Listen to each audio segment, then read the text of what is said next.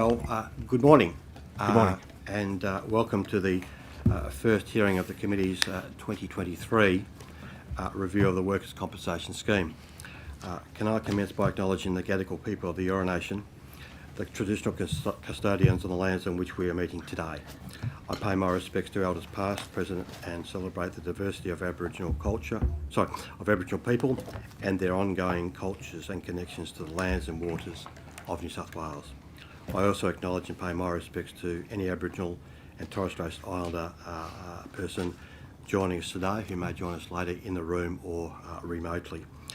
My name's Greg Donnelly and I'm the Chair of the Committee. I ask everyone in the room to please turn their mobile phones to silent. Parliamentary privilege applies to witnesses in relation to the evidence they give today. However, it does not apply to what witnesses say outside of the hearing. I urge witnesses to be careful about making comments to the media or to others after completing the provision of their evidence. In addition, the Legislative Council has adopted rules to provide procedural fairness for inquiry participants. I encourage committee members and witnesses to be mindful of those procedures.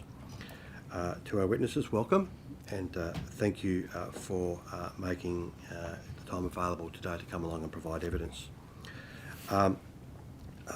I'll ask now, starting from my left, each of our two witnesses to be formally inducted into the inquiry, providing their evidence with respect to swearing either an oath or an affirmation. I'll ask you, please, in doing that, to state your name and position title, and then, as I said, provide an oath or an affirmation. The words of which are before you, or should be, and to choose one or the other. So I'll commence then. Good morning, Chair. Thank you. Adam Dent, Chief Executive of the State Insurance Regulatory Authority in New South Wales. I solemnly, sincerely and truly declare and affirm that the evidence now about to be given by me shall be the truth, the whole truth and nothing but the truth. Thank you, Mr Dent. Mr Parker. Good morning, Chair. Darren Parker, Executive Director, Workers and Home Building Compensation Regulation. I swear the evidence now about to be given by me shall be the truth, the whole truth and nothing but the truth, so help me God. Thank you very much. Now I'll invite opening statements. Before doing so, can I just clarify, just in regards to the position with respect to the submissions. We have received what is the effectively the third submission. So the committee has that and has been able to study that. Okay, so you can be assured that that is before us. So with that in mind, can I invite an opening statement?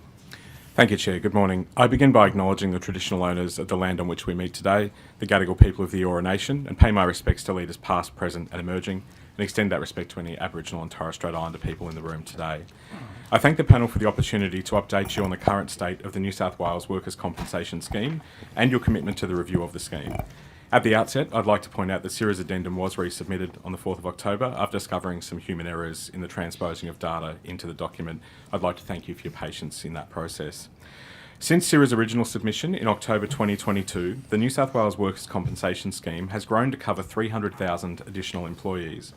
This has been largely due to increased employment rates across New South Wales, SIRA's compliance and enforcement activities, and icare's improvements to their policy renewal systems and policy data. These efforts have contributed to ensuring more workers are covered by the scheme. Since the period 2020 to 21 reported in SIRA's previous submission, the rate of claims have stabilised, including primary psychological injuries, which continue to account for 8% of all claims across the scheme. Nonetheless, psychological injury is still an area of concern. The occurrence of secondary psychological injuries, in which a psychological distress results from or is secondary to a physical injury, is on the rise and particularly prevalent in claims handled by the nominal insurer. Psychological injury claims continue to be overly represented within the New South Wales government sector, representing 49% of all active primary psychological injury claims in the scheme. The Stronger Communities portfolio continues to bear a substantial portion of these claims. SIRA is reviewing this disproportionate representation with an integrated compliance audit and performance review of the Treasury Managed Fund, including a claims sample audit comprising of 50% psychological injury claims. The review will be released to key stakeholders next month for feedback. Since SIRA's 2022 submission, there has been a significant increase in payments made for primary psychological claims in the areas of public administration and safety, education and training, and healthcare and social assistance. Return to work rates for all claims have declined across the scheme once the impact of COVID has been removed, with 8 out of 10 people returning to work within 13 weeks. Early evidence suggests that these rates are stabilising. This decline also affects people with a primary psychological injury, with only 4 out of 10 returning to work within 13 weeks. We know that effective early intervention and high-quality injury, claims and return-to-work management practices are important in a person's successful recovery. SIRA has used a range of regulatory tools to improve insurers' early intervention practices in line with SIRA's standards of practice. They included reviewing insurer business plans, conducting audits and engaging insurers in a series of collaborative workshops to clarify expectations and build compliance. In addressing the practice of risk assessment for delayed recovery through insurer workshops, effective assessment of risk has increased from 25% in June 2022 to 85% in August 2023. SIRA continues to drive early intervention in the sector, with audits commencing this month to review insurer practices for compliance with those standards of practice. We are closely monitoring the implementation and performance of icare's new claims model, with the new model expected to improve claims management performance. SIRA has developed a value-based healthcare strategy, which aims to implement person-centred initiatives to address issues impacting return to work for people with psychological injuries or physical injuries requiring psychological support. As a key component of the strategy, SIRA has undertaken data analysis to determine the key healthcare issues and challenges within the New South Wales Workers' Compensation Scheme for individuals with psychological injuries, identifying 30 data indicators. Further, SIRA will engage with individuals with lived experience and subject matter experts to develop and present recommendations for implementing a value-based healthcare approach that addresses the identified issues. A key component of SIRA's value-based healthcare strategy is a focus on integrated care involving the workplace, employers, insurers and healthcare providers to improve outcomes.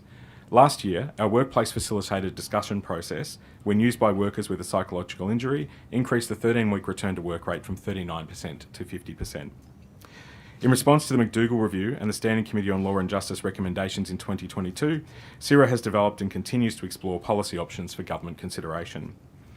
SIRA has also been provided the opportunity to consider icare's draft whole-of-government return-to-work strategy and is committed to liaising with icare and the New South Wales Treasury to refine the scope and content of the strategy as an active member of the New South Wales Government Return-to-Work Strategy Steering Committee. We have learned through our research and 3 testing years of pandemic and recovery provides us the opportunity to design a new workers' compensation scheme that is responsive to the changing workplace and workplace injuries. Once again, I'd like to thank you for the opportunity to address the committee today. I look forward to assisting with your inquiry. Thank you very much, Mr. Dent. Mr. Parker, do you have an opening statement? No, I don't. No, okay. Thank you. So we'll commence with the questioning. Forgive me, I should have mentioned that all committee members are present, including Abigail Board, who's substituting for Sue Higginson as a representative of the Greens for this inquiry. And we have Honourable Bob Namvar participating electronically, so you probably should see him on the screen. So Can do. but everyone else is here. So we'll get the questioning underway. We've determined it'll be free-flowing, and as I'm sure you appreciate, we have representatives from the Greens, obviously the opposition and government, so we'll approach that. So okay with that, free-flowing? Sure thing. Okay, right. So we'll commence and perhaps commence with the Deputy Chair, Honourable Chris Rath. Thank you, and thank you, Mr. Dent and Mr. Parker, for attending today and for your submission, all the data. There's a lot to get your head around in this submission, so thank you for that. I was wondering if you could give us a bit of an update on where things are at with the TMF review.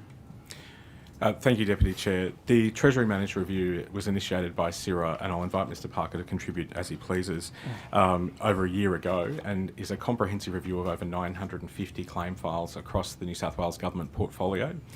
We initially started that review with a view of it being a claims audit, but have taken a deeper look across a number of factors.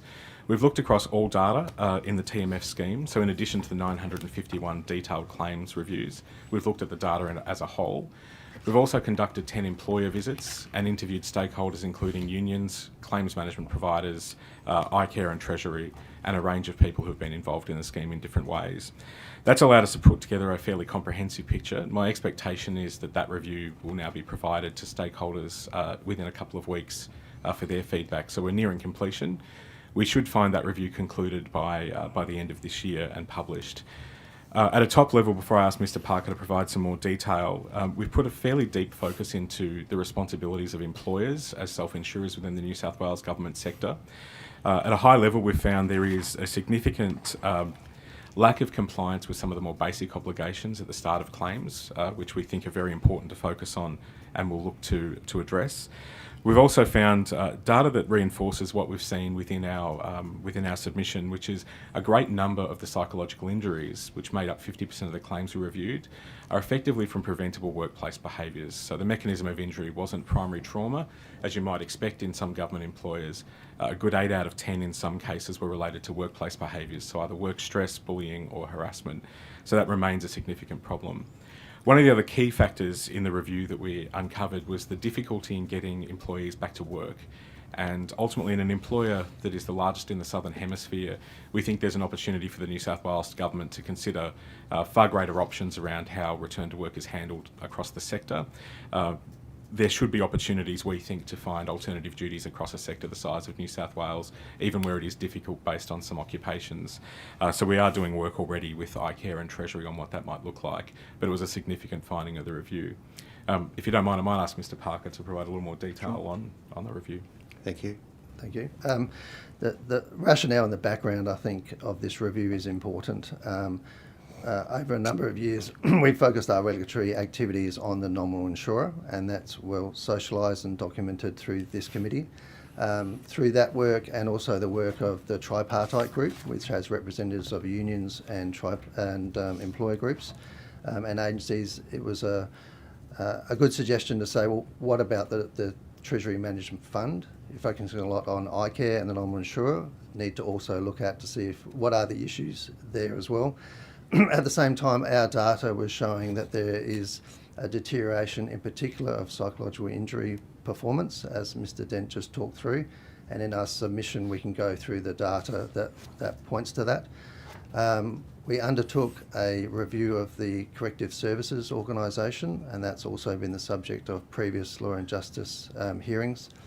That found a small number of claims that were mismanaged. We had a look across 100 claims and found that those issues were not systemic, but we wanted to make sure that those same issues were not occurring right across the public service. So that's the reason why we've lent into this review. When we started the review, our focus was quite narrow, but as we got further into it and the size of the public service, we thought that we needed to expand and broaden the scope. As Mr Dent pointed out, that we reviewed 951 claims across the public service, which is the largest review ever done in Australia. We looked at all the claims data that is available. We interviewed over 300 people, lived experience of people that have suffered an injury, and we're putting all that together to make some findings around what is the current state of performance, where are the issues, and what are the recommendations needed to fix this. And we are due to publish or share that report with stakeholders next month. Sure, yeah. Please, Abigail Boyd. Mr Dent, you said before when you were talking about the preventable workplace behaviours, you mentioned work stress, bullying and harassment. What do you mean by work stress as such? To the extent we've been able to quantify that to date, it really relates to potential workload factors. So the volume of work that an employee might be expected to undertake on their own is often reported as a stress factor within the workplace. So it's those sorts of, generally it would be around workload. The bullying and harassment might also include sort of difficult workplace relationships and those sorts of factors. So all of those, essentially the data recorded is reasonably minimal in terms of the qualitative for us. That the mechanism of injury uses a particular code, but what we're seeing is it's a lot of cases it's a sense of overwhelm or potentially burnout. I guess I'm just interested because of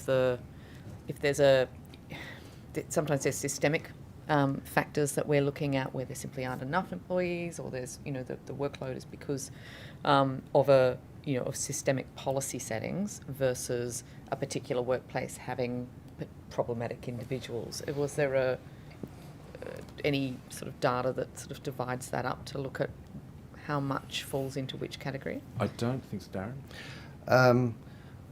We would have that data, and we have broken it down. If we compare the nominal insurer to those agencies in the Treasury Managed Fund, we know that the vast majority of psychological injury claims for the nominal insurer are related to harassment, bullying and workplace pressure.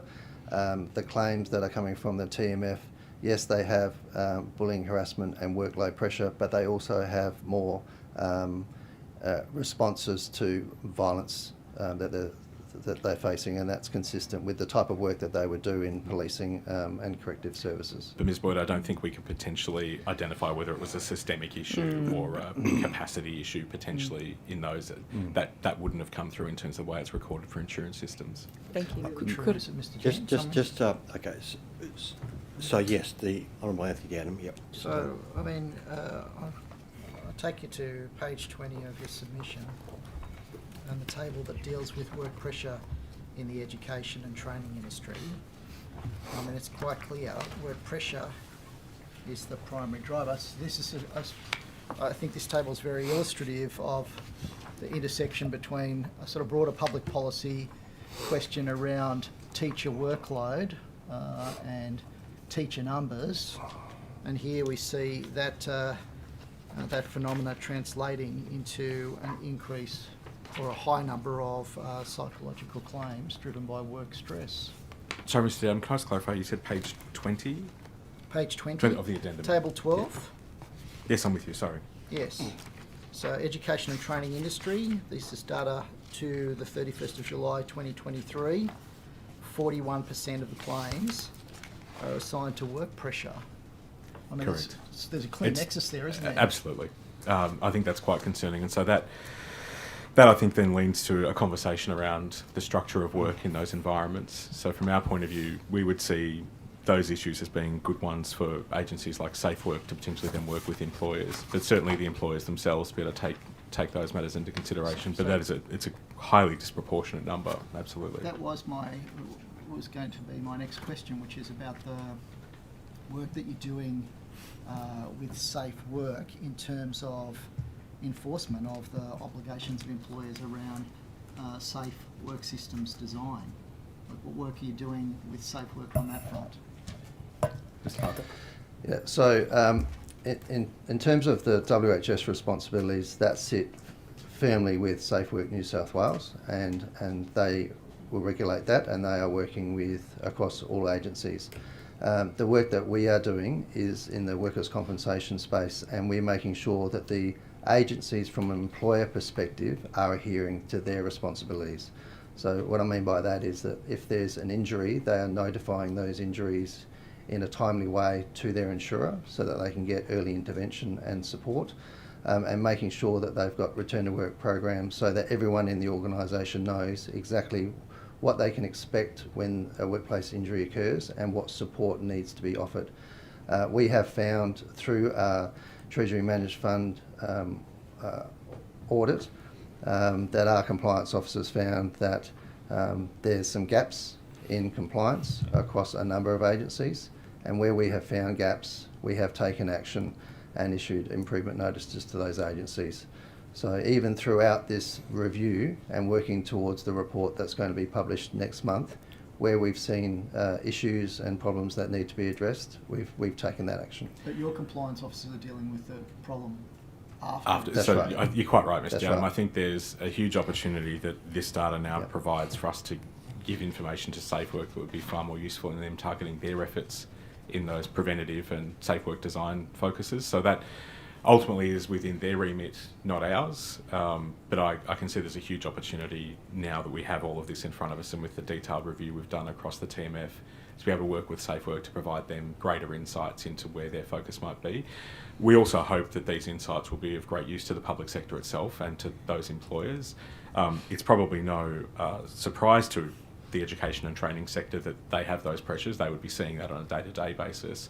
But in terms of targeting safe works efforts, we'd be absolutely looking to provide this information to them and support them in that work, because ultimately, from our point of view, these modifiable issues would prevent the claims needing to be one we would need to review. So I think prevention is the best cure in a lot of cases here, and that's fairly evident when you look at the scale. So I might go, because I'm not quite sure whether the Honourable Chris Ruth had finished, because it quickly I had a moved few on. So, more that were related. so can I just yeah. suggest the Honourable Chris Ruth and the Honourable Susan Carter Yeah. as order? Yep. Sure. Was sort of touched on it, but more specifically honing in on it. The any observations? I know the report will come out, or the review in the next few weeks, but why the psychological injury claims are so much higher in the public sector versus the private sector? I think in your submission here you've said that psychological injury claims at 47% across the whole system fall within the public sector. So what are the, and you sort of touched on with the previous two questions, but what are the specific drivers behind that high number? So can you use a page reference for that? Oh, just for that's the record? page 13. Thank you. Thank you, Can I Chris. Of clarify, the, that's 47% of the total claims. correct, Total yeah. psychological Whereas, claims. yeah. Thank you, Chris. Yep. Yeah. So that first of all, I think, as Mr. Parker alluded to, one of the obvious, and certainly first as we started looking into this, one of the more obvious reasons would be the nature of the work across some of those sectors. Yeah. So the opportunity to be exposed to trauma in their workplace is certainly not to be unexpected in a number of the workplaces that public sector workers involve themselves in. I think the surprise, and perhaps the answer we need to do more looking at with safe work, is why those proportion of modifiable behaviours exist within psychological injury claims. So it shouldn't be any surprise that police, health workers, teachers might be exposed to traumatic issues or occupational violence. As sad as that is, they are industries that are more predisposed to that. I think it has been quite staggering as we've undertaken this work to uncover the amount of it that is not related to those sort of primary trauma type factors that might be reasonably expected to be seen more in those occupations than, say, some private sector occupations. So to the extent that we understand why we're seeing that in the sector, it clearly comes down, I think, to those key factors around workplace behaviours. So work stress, as we've just discussed with Ms Boyd, but also those issues of harassment and bullying. The other issue is around the ability to get people back to work sooner. I think what we're seeing is the difficulties structurally within the public sector are dragging out some of those claims. So the inability, because of how some parts of the sector are structured, to get, say, a teacher back to work reasonably quickly at school, or perhaps a police officer who requires particular physical or health requirements to be able to undertake their duties. So there are some complexities in how that works I think really need to be addressed. It'd be fair to say we're really only scratching the surface at this point in time in terms of understanding what's driving that. But the fact that it has come out as being such a significant factor in driving the size of that psychological injury component really warrants further investigation. The sort of 20% is sad and not unreasonable, but the 80% where it's modifiable workplace behaviours I think needs considerably greater focus. So we will be turning our minds to that. We'll be directing recommendations in all likelihood at the conclusion of this report to the public sector to undertake considerably more work. There's no obvious explanation at this point in time, I think, that justifies why those behaviours, other than perhaps, as Ms Boyd reflects, some systemic or structural issues that are driving those. That's one of the impediments in terms of redeploying workers within the public sector who've had a psychological injury. Is that fair to say? We've certainly had anecdotal examples of that in our conversations, in particular with employee representatives, that once you're seen as being on claim, there is a view that you're obviously perhaps difficult or otherwise harder to get back into the workplace. One of the other things we also see that drives that is a detachment from the workplace. So where there is an early supportive contact between the employer, the insurer and the worker, that worker becomes further and further disengaged, which then makes that process considerably harder. But I think it would be fair to say there are examples, and certainly in our conversations with unions and with workers who've experienced the system, there is a stigma around being on a psychological injury claim. And so back to the Yeah, I was wondering if you could also comment a bit on the secondary psychological injury factors. So in particular, on page 12, you're talking about psychological distress related to the compensation process, the support of their workplace and personal factors such as a person's own expectations of recovery and ability to return to work. Any observations on how the scheme could be improved to address some of those secondary psychological injury problems that we're seeing come to prominence? Certainly. I think it's perhaps first really important to acknowledge that there isn't a formal diagnosis of secondary psychological injury that's captured in the data available to us. So we predicate this by, in our original submission, identifying that we consider secondary psychological injury to be a physical injury where there has been psychological payments made. So it's a proxy at the moment in the absence of a clear diagnosis in the data that we're able to capture. Notwithstanding that, I think the prevalence of it makes it obvious that it's real and that it exists, and it's not just an anomaly in the data. So these factors tend to arise from the case management experience and the experience of being in the workers' compensation system. It's certainly fair to say there would be some injuries where the nature of pain and the experience of the primary injury would drive a psychological injury. So again, it's hard to delineate the two, and it'd be disingenuous to try and do so. Somebody with significant back pain, for example, may end up needing some psychological support to handle the long-term nature of their injury, and that's not an unreasonable expectation at all. In fact, we know that it actually assists with their recovery. However, we do see a considerable number of injuries where it would be unexpected to perhaps have seen those psychological payments, and they're the ones that, from our point of view, we really focus on in terms of psychological injury. So the factors we think that would make a significant difference there are certainly around the claims management experience. The workers' compensation system, by its nature, can become adversarial, but that can be ameliorated by a good claims management experience. So uplifting the capability of claims managers, ensuring that their conduct is in line with our standards of practice makes a huge difference. Assessing risk early, and I did note in my opening statement that there has been a significant uptake in appropriate risk assessment at the start of a claim. So in earlier audits, the use of tools to understand whether somebody was at risk of a psychological injury were at around 22%. We're now seeing up to 85% compliance with the use of those tools early in a claim. That's an indicator then that the right amount of care and support can be tailored. What we're not yet seeing is the appropriate degree of tailoring in injury management planning for those injured workers. So the risk might be identified considerably better now, but we're still seeing a large degree of almost templated, if you will, injury management plans rather than those tailored to and developed with the injured worker to the right degree.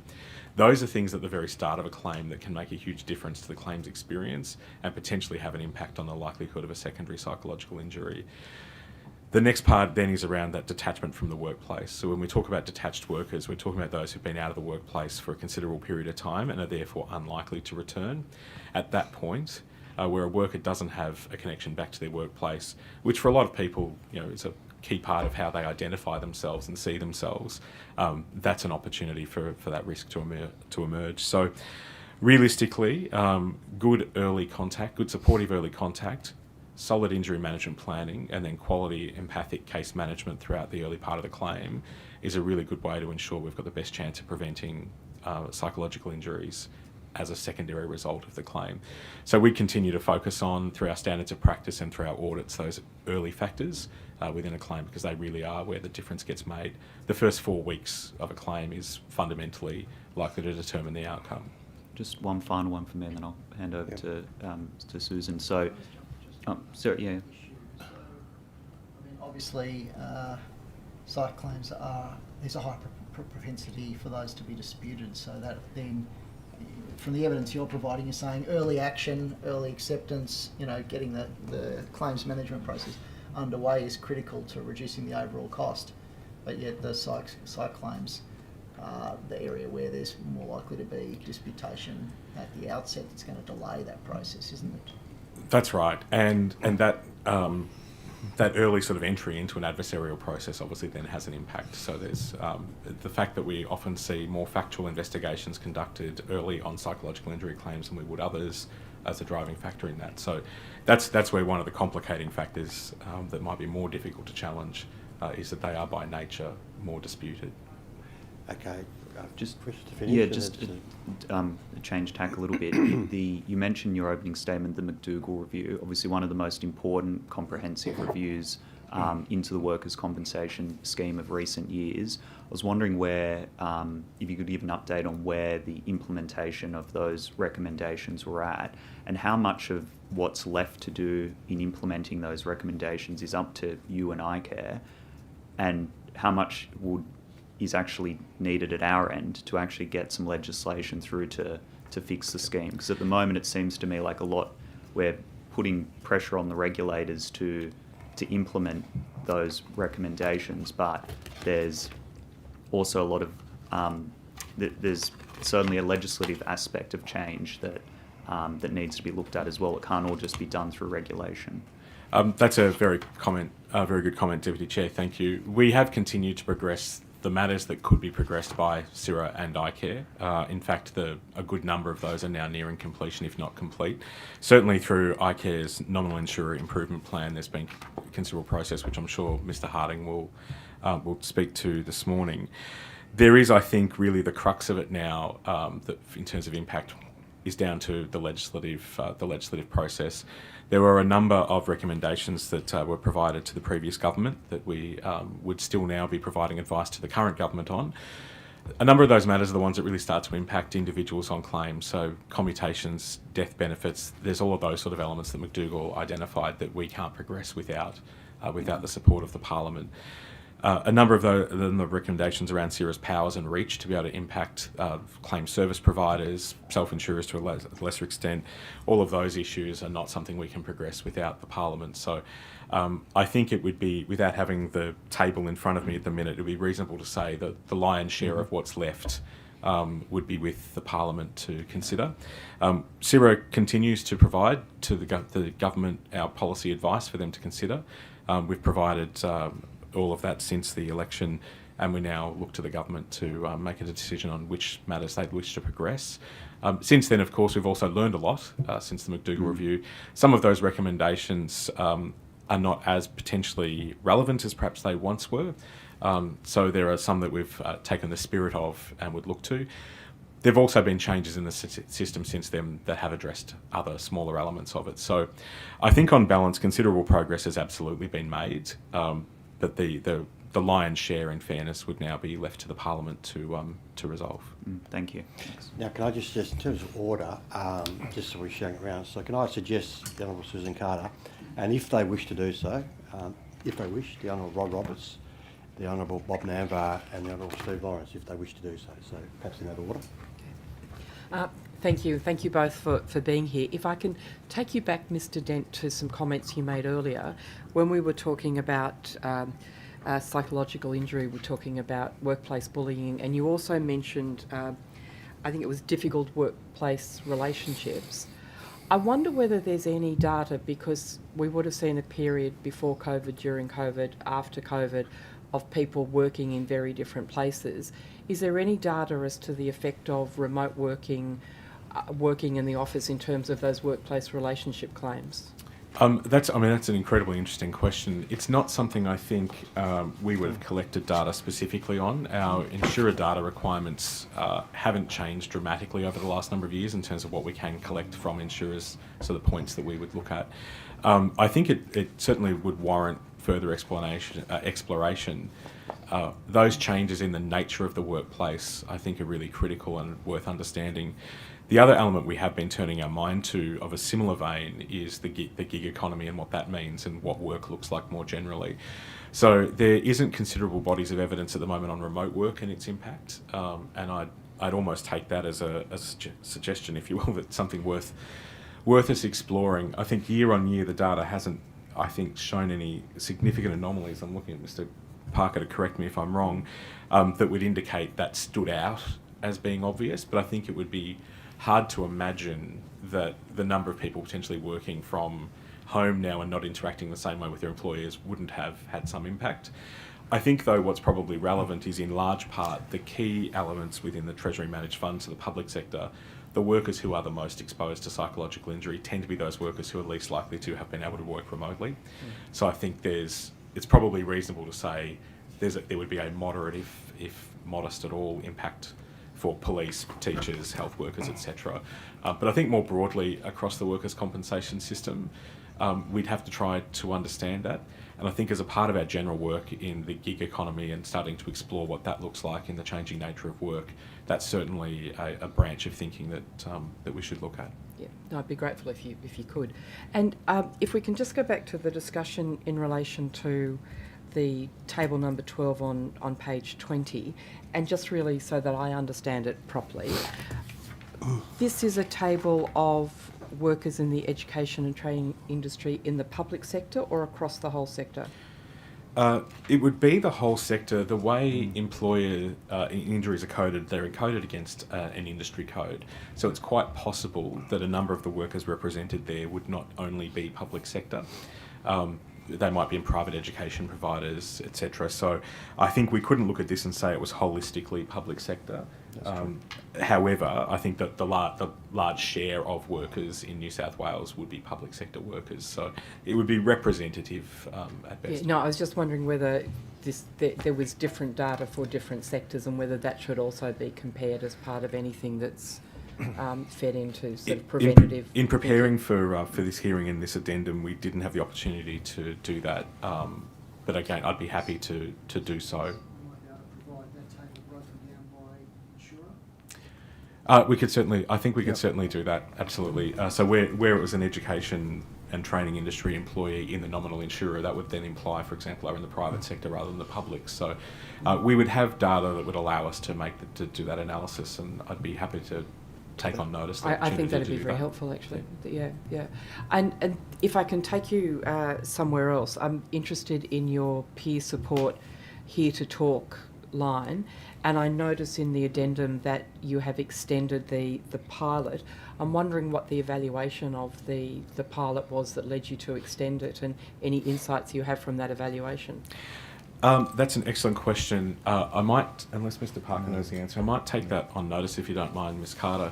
We certainly extended it. The results were looking promising at that point, and I think it might have even been that the evaluation hadn't concluded.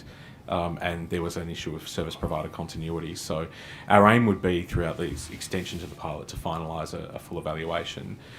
Certainly the results were looking positive enough that justified continuing that contract until the evaluation concluded. But I might come back to you on notice with a more fulsome answer if that's okay. No, thank you. And I'd also be interested to know the thinking around the peer-to-peer rather than professional to client, and the differences that you're finding in that, and why the peer-to-peer is or is not successful. Yeah. Certainly. Okay, we'll add that to the response. There was a body of evidence that we considered that allowed us to look at that as a pilot in addition, because obviously, as you'd be aware, there'd be considerable EAP programs in most employers where there's professional support. This was another alternative that was to be explored, so we'll add that to the response. Yeah, no, great, thank you. Roy Roberts. Thank you, Chair. Thank you, gentlemen, and thanks for attending today. Chair, I have two lines of questioning. I'll go with this one first because it's relevant to what we've just been talking about. I, along with a number of other members of this committee, have been on Law and Justice and therefore icare and SIRA for the last couple of years. We've constantly heard about the claims management process. It's been broken, contributing further to perhaps psychological injuries, and I think you touched upon that yourself, Mr. Dent. Have you seen any significant improvement at all to the claims management process? Mr. Parker's team monitors that more closely. I'll invite him to answer in a moment. What we have seen is considerable progress in the implementation of the new claims management model. So I'll start there, and in fairness to icare, over the last 2 years, they have progressed substantially the new claims model. In recent times, they have, I think, shown some really encouraging progress in onboarding the new providers. So there will now be up to 6 claims service providers within icare's remit, particularly for the nominal insurer. The process through which that has been undertaken, I think, has been one of the more promising things we have seen in my time at SIRA, certainly. First of all, in terms of the execution of the plan being one that has been carefully considered. As new providers have been brought on board, there has been a fairly detailed process of onboarding that has allowed them to come on board, I think, gently. That there were, I think they were calling them dress rehearsals. There were sort of essentially go, no-go points throughout the process that meant no worker was going to be transferred to a new provider before there was certainty that the new provider was onboarded well. From SIRA's point of view, this was a really critical factor. We didn't want to see a large-scale movement of claims. We know that the change of claims manager is a really considerable factor in somebody's experience. So we were very nervous initially that the wholesale shift of claims to new providers would have been problematic. icare have undertaken a very careful process of how new policies are onboarded to the new claim service providers. And then at a staged point in time, employers will get the opportunity of choice within certain categories to then move their claims portfolios over to the new providers. So I think that has been an absolutely encouraging part of the process. icare have also afforded us the opportunity to work directly with their assurance provider, Promontory, over the last probably 18 months now. We've met with them on a quarterly basis to monitor progress. We still have had some challenge in getting visibility of Promontory's oversight of the nominal insurer improvement plan. So I think that remains an ongoing conversation between SIRA and icare about how many of the elements of that plan are being monitored by Promontory and the assurance we have that they're being delivered. So I think it would be, first of all, fair to say there has been substantial progress, and that's not something I would have said lightly in this room if I hadn't believed it, and I've been certainly far more critical historically of the lack of progress. So I think there has been substantial progress. What I think still remains to be seen, though, is a shift in what the data is telling us about the return to work numbers. In the last 2 years, what we have seen when we take COVID claims out is still a deterioration of around 2% at 13 weeks from 2020 to 2021. However, between last year and the current year's data, so between 21-22 and 22-23, there does appear to be a stabilisation. It's not yet obvious enough, and I don't think we've yet seen enough around what has caused that stabilisation, but it's promising to see. Numbers have stabilised at a low level, but I think it's really, in the context of your question about being improvement, I think stabilisation is a good start and is an improvement in itself. So I think that is a promising sign that across all of the interventions that have been undertaken over the last couple of years, they are starting to create some impact, or at least there's evidence that they might be. So what we'd be now looking for is some of the work icare are doing around professional standards and uplifting the capability of claims managers. That's just something we're monitoring very closely. Because that claims management experience is such a critical factor, we would want to see that implemented.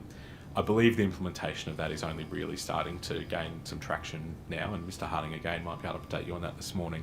So I think that for us is probably one of the really critical factors we're looking forward to seeing, that higher quality claims managers, lower turnover across those claims services providers is where we're going to see the real rubber hit the road, I think, in terms of return to work rates. But at the moment, I think stabilisation is a positive thing of what we'd now look to see, and I understand icare are predicting, Mr. Parker might comment on that, is that we will expect to see an uplift in return to work over the coming years. Mr. Parker. Yeah, so as you know, through the previous committees, the discussion around the need to improve basic claims management activities has been front and centre.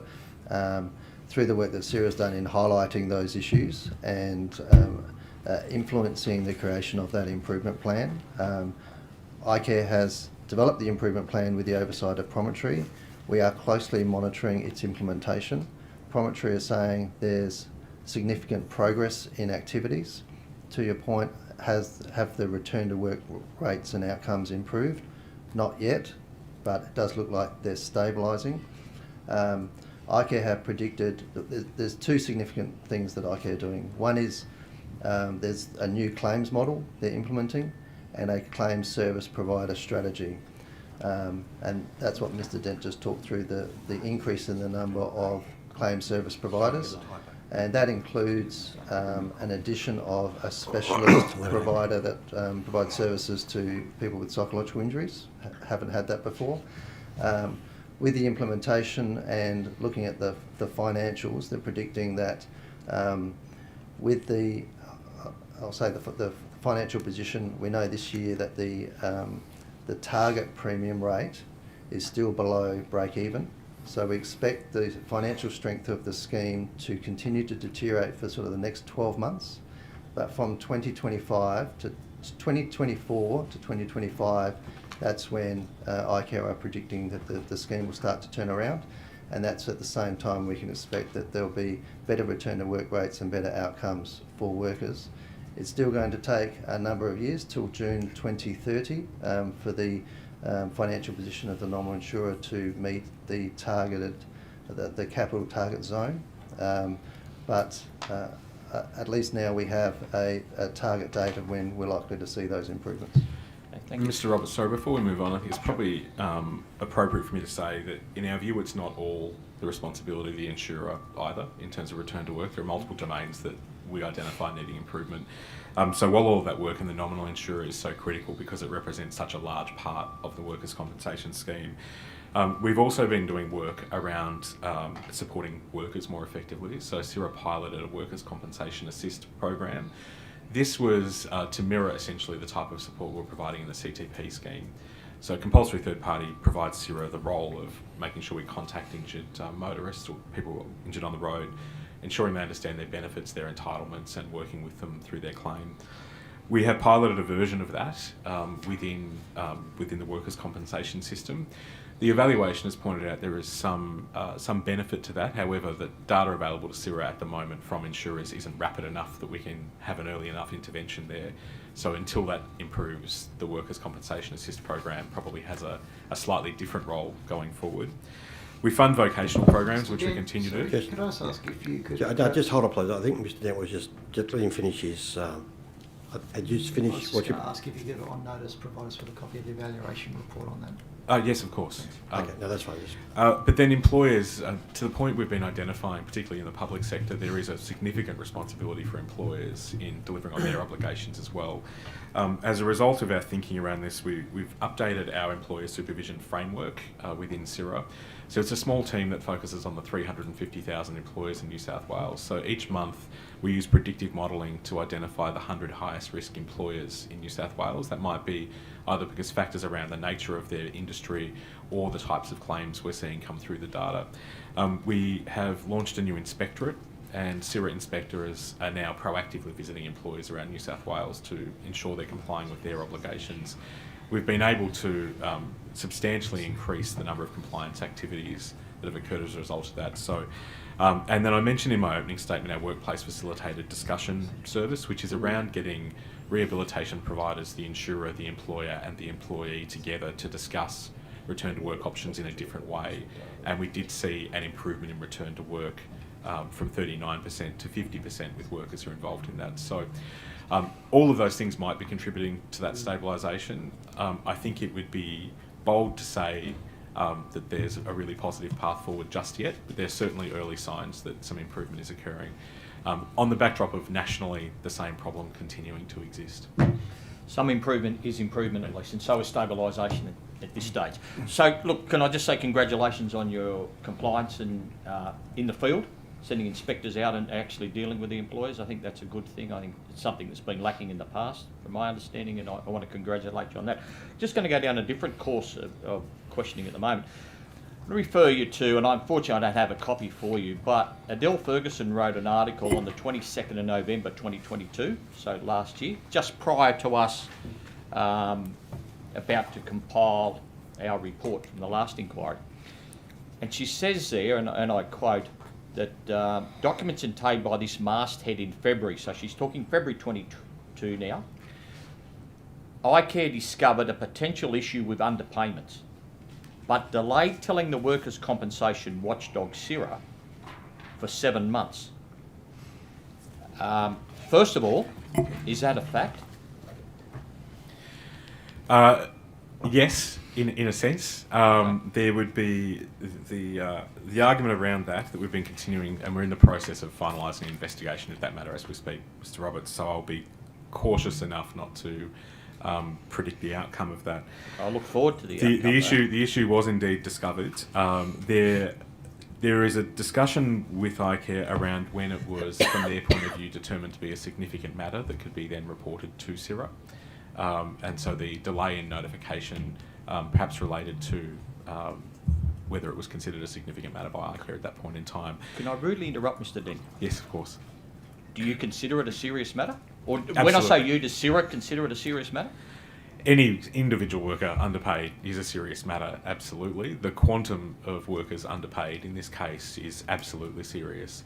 icare have admitted that those underpayments had occurred, and they had been occurring since 2012, which in fairness predates both icare and SIRA, but is largely irrelevant to the workers who were impacted.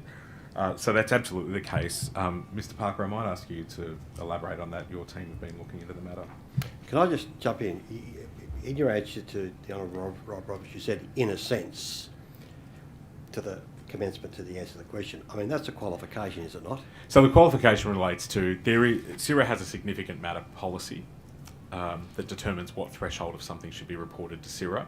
As a part of our current interactions with icare, we're working through whether we agree that we both had the same threshold at the same time, essentially. But as I said, I'm trying to answer cautiously because we are in the process of finalising that matter, and I don't want to prejudice the outcome. But absolutely, at the point at which it was discovered by icare, there was a considerable delay before it was reported to SIRA, so that is absolutely true.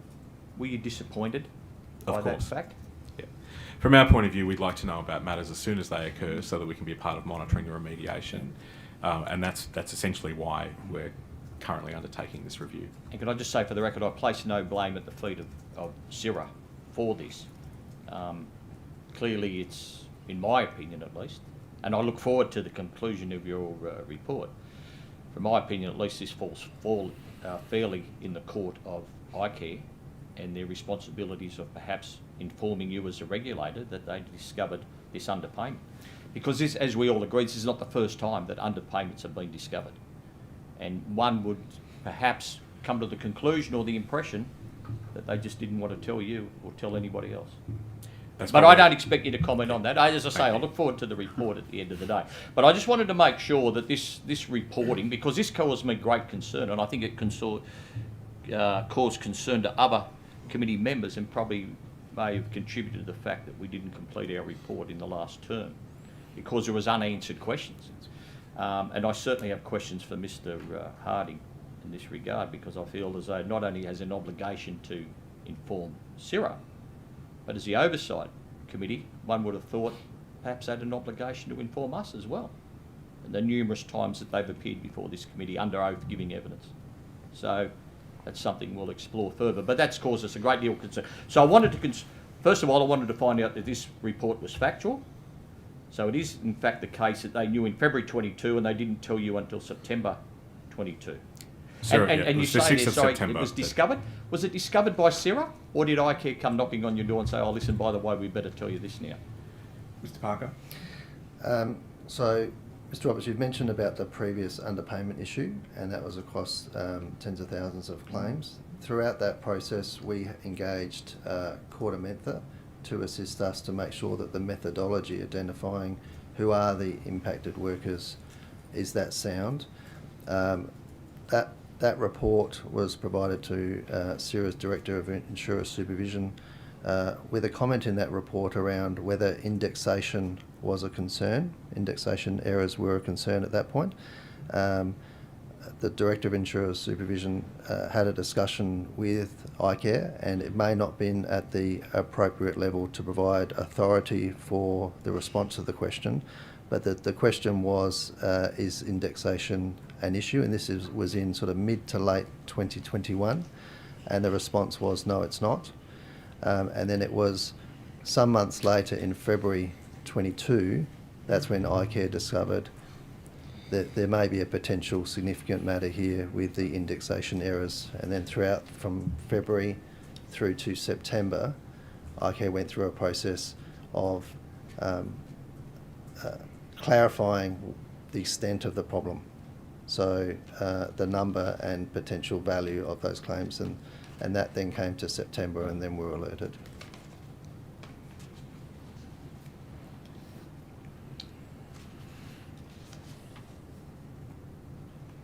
Can I just take this further into that same article?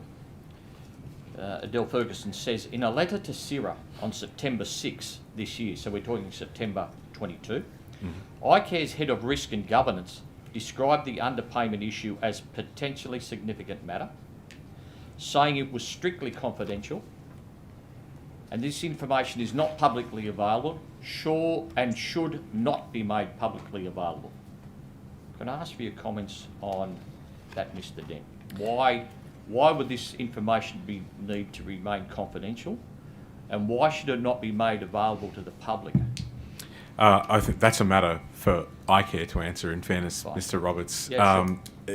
Perhaps a defence to that from But they icare's did. perspective But sorry, would be Mr. that... Dent, if I can, they did write to you saying this. So that's why I'm seeking Yes. comment from you. Again, this is no reflection on SIRA. I don't want that. It is not impression. unusual for SIRA to receive correspondence from insurers that claims privilege, partly because of commercially sensitive issues, and in this case potentially because the issue in their mind wasn't fully understood.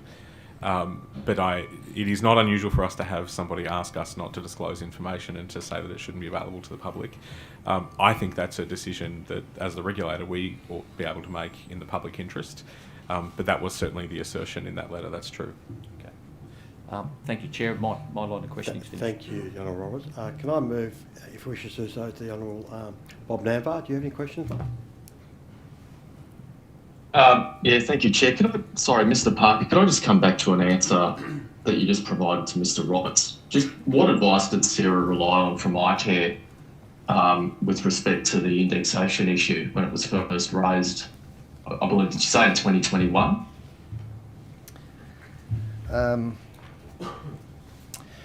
So in mid to late 2021, we relied on a Quarter-Mentha report, I understand. So from memory, it was looking at the methodology for the earlier PRW remediation issues, and then the dialogue between the Director of Insurer Supervision and a manager at icare. The follow-up discussions that we had were reliant on the letter in September 2022 that was referred to us, and that was when we started to ask questions around when will you know, how many people have been impacted, to what value, and then what's the expected time frame for people to be remediated for those that have underpayments. So, Mr. Namvar, it's probably to summarise that, essentially between that initial concern being raised, no evidence had been presented beyond that Quarter-Mentha report that had justified any further action. Yeah. So we essentially relied on icare's response that they didn't see it as an issue at that time, and given that beyond that initial concern, we hadn't seen any evidence to support it. No further action was essentially taken on that matter. We had been involved in the substantial remediation program around the original PRW issue, where there'd been underpayments made. So it was probably a reasonable assumption at that time that, given the amount of work being done on remediation, that there was no reason to believe that there was a further problem. However, that did later emerge that initial concern, essentially mentioned in a fairly light touch way, if you will, by Quarter-Mentha, had been justified. Look, you just assume errors like this inadvertently arise along the way. I mean, this is a pretty significant issue. But I'm just wondering, in hindsight, as the regulator, would you have done things differently when those concerns were originally flagged? Look, hindsight's always a perfect thing to reflect upon, and perhaps we could have pursued that more deeply at the time. As I said, the amount of remediation work underway gave us some confidence that a considerable focus had been placed on PRW. I think at that time, indexation wasn't as obvious as being a problem, so this new issue relates to the change in indexation at the 2 points through the year. I think, going forward now, we would probably be more routinely looking at the end of each indexation period for evidence that had been effectively applied. It is fair to say that the indexation process is far more complex than it perhaps ought to sound. That on October 1, payments should go up, because that's not always the case. There are a number of reasons why they wouldn't be. Previous systems relied on that being manually done, where there's now a degree of automation. We're now looking to ensure that automation is also functioning appropriately going forward. So in hindsight, absolutely we could have dug far deeper into it. But I think I still reflect on the fact the amount of remediation work going on, that no other real complaint had been made at that point. Given the number of workers impacted, I mean, it still actually possibly to some extent is surprising that no one had raised a significant complaint about indexation not having happened, given the number of matters that get reviewed over time. So it's both staggering that it occurred and I think fair to say staggering that it wasn't noticed, including perhaps quite fairly by us. Okay. Look, I might just move briefly. Just have a quick question. In your opening statement, Mr. Dent, you mentioned an issue in your sort of headline observations around the audit that's taken place around the lack of compliance. Could you just sort of elucidate a little more deeply on what you mean by that? So what we're talking about there is compliance with, at an employer level in particular, that's been uncovered through this review across the Treasury Managed Fund. Factors like an employer's responsibility to report an injury to their insurer within 48 hours are one of the things that we've seen a high degree of non-compliance with. There are employers in the public sector who are extraordinarily highly compliant with that and have systems in place that do it, which means it's entirely, from our view, entirely possible to have been done adequately and accurately. So that's one of those things. That early report of a claim to an insurer is significant. Mr. Parker, did you want to elaborate on any other matters? But that was certainly, I think it was fair to say, the most obvious compliance issue was the simple responsibility of an employer to report an injury to their insurer, and the degree to which we saw that. The other thing, I think return to work planning generally was misunderstood or not understood well by a number of employers. So the basic obligation to have a return to work plan as an agency, there was a high degree of variability in individual employers' understandings of their obligations there that surfaced. Sorry. Can I ask what the consequence is for an employee who doesn't comply?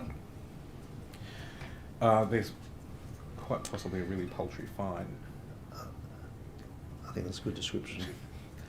There's an improvement notice, but the fines haven't been updated for quite a long period of time, and when you're dealing with quite large entities, I have to take on notice what the fines are, but they're not significant. How many have been issued would be interesting as well. So through the course of this investigation, we issued, at the 10 employers, we issued a series of improvement notices and at least 2 penalty notices from memory. I'll take on notice and provide the detail of that.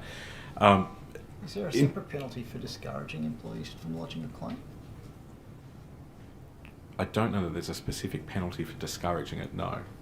That would be a conduct issue which we would certainly be deeply concerned with and would want to investigate. I think from a risk basis, what's also fair to say is while they weren't reported within 48 hours, some of them might have been within 72 hours, for example. So the degree of harm caused by that non-compliance may not be substantial, but from our point of view, what that is an indicator of is a real lack of understanding of the overall process of effectively managing workers' compensation claims. So we wouldn't seek to send inspectors out and issue 10,000 of those fines a month, for example. But I think as the sort of indicator or that tip of the iceberg that there's clearly an understanding issue around an employer's obligation, I think that's where that stood out most staggeringly for us, that if those sort of fairly basic elements of starting a process of a claim and even notifying the insurer so the insurer can provide early supportive contact, if they're not right, there's a system-wide issue there that needs addressing. On the employer compliance, we have a significant enforcement program underway at the moment, identifying those employers across New South Wales that have not taken out workers' compensation insurance. So they're at the sort of the front end of not even complying with the mandatory requirements to take out a policy. So we're matching data, and we've got an improved process where we're making contact with those employers that we suspect do not have insurance, and we're having quite a high success rate in early compliance after we've made contact, and we're making sure that the ones that don't respond and that don't take out policies quickly find themselves in a funnel where the regulatory approach tightens up with increased penalties, and then those that are found that are not complying, not only do we recover they get a fine, but they get a double enforcement of their premium as well. So it costs them dearly, but it's those employers that are not taking out insurance, and even worse, some of those where workplace injuries are occurring, and that's where we're we'll take more forceful action against those employers. And we're working closely with the business groups on that. They acknowledge also that that's an issue that needs to be addressed. And we've explained to them that the process we've gone through, and they've deemed that fair and reasonable. Not that we need their judgment, but it's important to get the assistance of the business groups to get that education out, so we get higher levels of cooperative compliance. What about Chair, if understating? Just- Oh, sorry. Understating your numbers. Similar kind of approach. So under insurance, yes, absolutely. So there's Yes, the two sorry. elements of focus on that. First of all is the non-insurance, and then where there's examples of under-insurance, we'll take regulatory action on those as well, absolutely. That's where the matching of data from the ATO is so helpful to us, so being able to now bring those data sets together and see if you've declared wages to the ATO through the single touch payroll of X, but your premiums are only calculated on Y, that would be a trigger for us to take further action. On notice, could you perhaps provide us with, I don't know, 5 years worth of data on that, on the regulatory actions that have been taken in Yes, of relation course. to Yeah. underinsurance? And just as an anecdote in advance of us providing that formally to you on notice, there was a 12-month period in which $110 million worth of additional wages were covered. So that generated millions of dollars in additional premiums coming into the nominal insurer, and thousands of workers now being covered that previously weren't. So it is a really positive action I think we're taking with employers, and the more we sophisticate our data processes, the more action we're able to take, the better the predictive modelling is. But we'd be happy to provide information on that on notice. I think Rod had a question directly related, but Bob may not have finished, so we'll go to Rod, then back to Bob. Thank you, Chair, and it is directly related. Gentlemen, and it may well be anecdotal at this stage, but do you think that this avoidance of paying premiums is either ignorance or is it deliberate? Is it a combination of both, I assume you're going to say, but what is the more likely driver? I think it certainly, and Mr. Parker would probably have a harder line on this. I think there is a balance of both, absolutely. Certainly, there was a period of time where all of the disputes of fines were, for reasons best only known to somebody else, provided to me to sign off on. And so, in making the decisions on those disputed fines, I read time and time again about the sort of mum and dad newsagent type business who relied on their accountant, and their accountant had told them everything was fine, so they assumed that when they paid their public liability insurance that covered things. So at the very small business end of town, I think there is a degree of innocence in not understanding your obligations. My view is the ATO wouldn't still decide to be nice to you because you didn't understand. Most certainly not. Nor necessarily are we. And where you've had an obligation and you haven't met that obligation, blaming your accountant isn't enough. Yeah. But I think part of the cause in those smaller businesses is absolutely a lack of their understanding of those obligations, in the myriad of all their obligations. There are certainly, we also see company structures that therefore, in our view, would have been established to potentially avoid or to minimise the number of workers. Sure. We have seen examples where in an industry that uses a lot of either contingent labour or otherwise, they may insure for a particular number of employees, but in real terms we find out there were considerably more employees that should have been covered based on who a deemed worker is in the scheme. So I would count those as being far more nefarious, and they certainly are matters that exist. But I would say most of what I have seen, and perhaps they dispute their fines less, so that's why I haven't seen them when they finally get caught, but I would say most of what we see is, the number of businesses in New South Wales that are small businesses is quite extraordinary. And to that end, their ability to understand when you wanted to run a newsagent or a small cafe, what those obligations are, is certainly limited. So part of our work around employer supervision is also looking at where we target certain industries to help uplift their understanding of their obligations. So education. Education, absolutely. I think the work we're doing with Business New South Wales, as an example, is really about helping their members, who are often smaller businesses, to understand their obligations. And Business New South Wales, as Mr. Parker alluded to before, are very keen to support working with us on those things. So we would certainly rather educate somebody and help them do the right thing than necessarily take punitive regulatory action. One is far more expensive, one is far more effective. So driving compliance is one element, but we certainly won't be shy when we're seeing those fines coming through, and the increased activity we have with inspectors out in the field is helping us to do that. We also continue to partner with SafeWork New South Wales on insurance checks. So when SafeWork are arriving at a site, one of the things they do is seek confirmation that that employer has workers' compensation policies in place. So a number of the referrals we get across New South Wales, particularly in the building and construction industry, are from SafeWork who've shown up on site and said, now show us your insurance. where they haven't been able to do that, that comes through to us. So there's a fairly broad web of that, and that's where I think working with Safe Work has been particularly helpful. Our inspectors are now taking that next step, I guess, in terms of enforcing the obligations we understand far more greatly. Honourable Bob Nambo, had you any more to bowl up, Bob? Or had you finished? Yeah, thanks, Chair. Just a very quick one, and it's following up from Ms. Carter's question around hybrid models of work. But I suppose I just wanted to ask, noting that hybrid models of work won't lend themselves well to a number of sectors. Is there any sort of research or audit that you're aware of around the opportunities that hybrid models of work might provide with respect to lowering psychological claims or improving psychological claims management and return to work rates? I know the threats that it poses, but is there a sort of look at the opportunities that it might afford return to work rates? I'm not aware of any specific bodies of evidence just yet, Mr. Nanda, and I think it's certainly something we've been interested in as we start to explore the gig economy more broadly and start informing policy options for government around that area, because I know it's a significant interest and has been for some time. So I'm not aware of any particular bodies of evidence, but I certainly think it's something we would be looking for. And if in the absence of any evidence, we'd be certainly open to funding research to better understand that. But I'm certainly not aware of anything specific at the moment that's tangible. Is there an opportunity to fund some research perhaps with icare jointly? Certainly. And both icare and SIRA have research programs, so whether it be jointly or conducted with academia, there's certainly an opportunity to do that. So I'd take that as a potential suggestion that it's worth exploring. First of all, exploring whether there is more evidence that perhaps hasn't surfaced yet or is developing. But I think if the committee were minded to suggest that be something we do, I'd be very agreeable. Thanks, Bob. Thanks, Chair. Can I invite the Honourable Steve Lawrence? Did you have a question? Fine, thanks, Chair. Okay. Thank you. I've just a couple of questions and back around.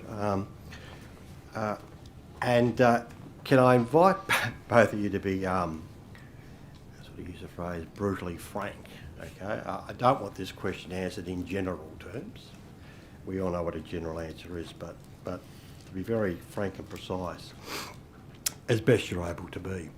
That with the return to work rates, we know that they seem to be generally better for self-insured and specialised insurers. How can we improve the performance being incorporated, that improved performance being incorporated into the nominal insurer? And can I just say, obviously, you've been in your positions for a while, you probably think about this and talk about this a great deal and have reflected on it. And there's probably multiple reasons you may have in your mind, but I invite you to identify amongst those reasons those that, at least in your own mind, stand out as the reasons. Absolutely. So without doubt, and we have said in this room in various forms numerous times, high quality claims management is a substantial determinant of better return to work outcomes. So lifting the capability of claims managers and claims services providers, complying with those early intervention standards that SIRA have, all is met by evidence that says this works and will make a difference. So from our point of view, if a claims service provider within the nominal insurer had high quality claims managers employed that were experienced, they reduced turnover and retained their staff for longer so they could be better experienced. They follow our customer conduct standards around empathy. They take those early actions in the first 4 weeks of a claim. All of those things work. And as I pointed out earlier, we're seeing a higher uptake of our risk assessment requirements, but what we're not seeing is yet the higher uptake of individually tailored, properly developed injury management plans for injured workers. We know, and the evidence continues to support, that that will make a considerable difference. And if that were to occur, then we'd see a huge shift. I think that's the absolute fundamental first point of view, that high quality claims management is a key determinant. I had a second thing that I was about to go straight into, and it's escaped my mind immediately, because fundamentally it really does come down to the claims management experience and the standard of the person handling that individual's claim. It's just such an important determinant of return to work. The options then, in terms of ongoing supportive contact and the proactive nature of an employer in working with the employee and their case manager to get somebody back into a workplace in alternative duties, is also fundamentally critical. And that's the point we're making, particularly in the Treasury Managed Fund Review, is that across the public sector, an employer of 430,000 people in New South Wales, there has to be greater opportunities to redeploy staff into alternative duties when they can't go back to their primary role. You may not be able to go back to your direct role where you have a health or physical requirement to undertake that role, but surely in the breadth of employment in the Crown, there would be somewhere that person could be engaged in meaningful work that would support their recovery, because we know recovery outcomes are considerably better when they're at work. The health benefits of good work, there's bodies and bodies of evidence to support that. So first of all, a decent, high quality claims management experience and an active engagement in getting someone back into the workplace as early as possible into some form of suitable duty so they can recover at work. We know that changes the game. Please. Sorry, so can I just ask about that proposition? The previous government dismantled the machinery that was in place around redeployment of displaced employees as a result of redundancies. There's no effective machinery in place across the sector to identify vacancies, and how do you envisage that process working if we were to embrace a sort of sector-wide redeployment strategy for workers? And I know, like particularly in cases where you've had bullying and harassment, redeployment is, the better option in terms of getting a better outcome. Than trying to reintegrate into a workplace where you've had those relationships become irreparable. So first of all, I think the mechanism in my mind exists in New South Wales. The Government Sector Employment Act provides for at-grade mobility without needing to go through full recruitment processes. So somebody who is a Sorry, clerk... sorry to interrupt, just for the purpose of Hansard, did you say at-grade mobility? At grade. Thank you. So, Just and this is typical public servant language, but you might be a clerk 7-8, which is your pay grade within the public service. You are employed at that grade and assigned to a role under the Government Sector Employment Act. So the legislative infrastructure exists for you to then be redeployed into another role that is a clerk 7-8, where the fundamental capabilities are the same, without having to effectively resign and be re-recruited through a whole process. So I think we actually do have some of that, sort of from a legislative and employment point of view, that infrastructure exists. What's missing, I think, to your point, is then perhaps what you'd call the mechanism or the process for that to occur. And I'm really quite pleased that while it was going to be a very clever finding of our review that something be done about this, we are already working with icare and Treasury on what a process might look like across New South Wales Government, possibly because it's obvious that there should be better opportunities. So icare have developed, and I mentioned in my earlier remarks, a draft return to work strategy for the New South Wales public sector. We're looking to provide some considerable input on that, particularly with some contemporary evidence around what might be used to develop those redeployment models and options.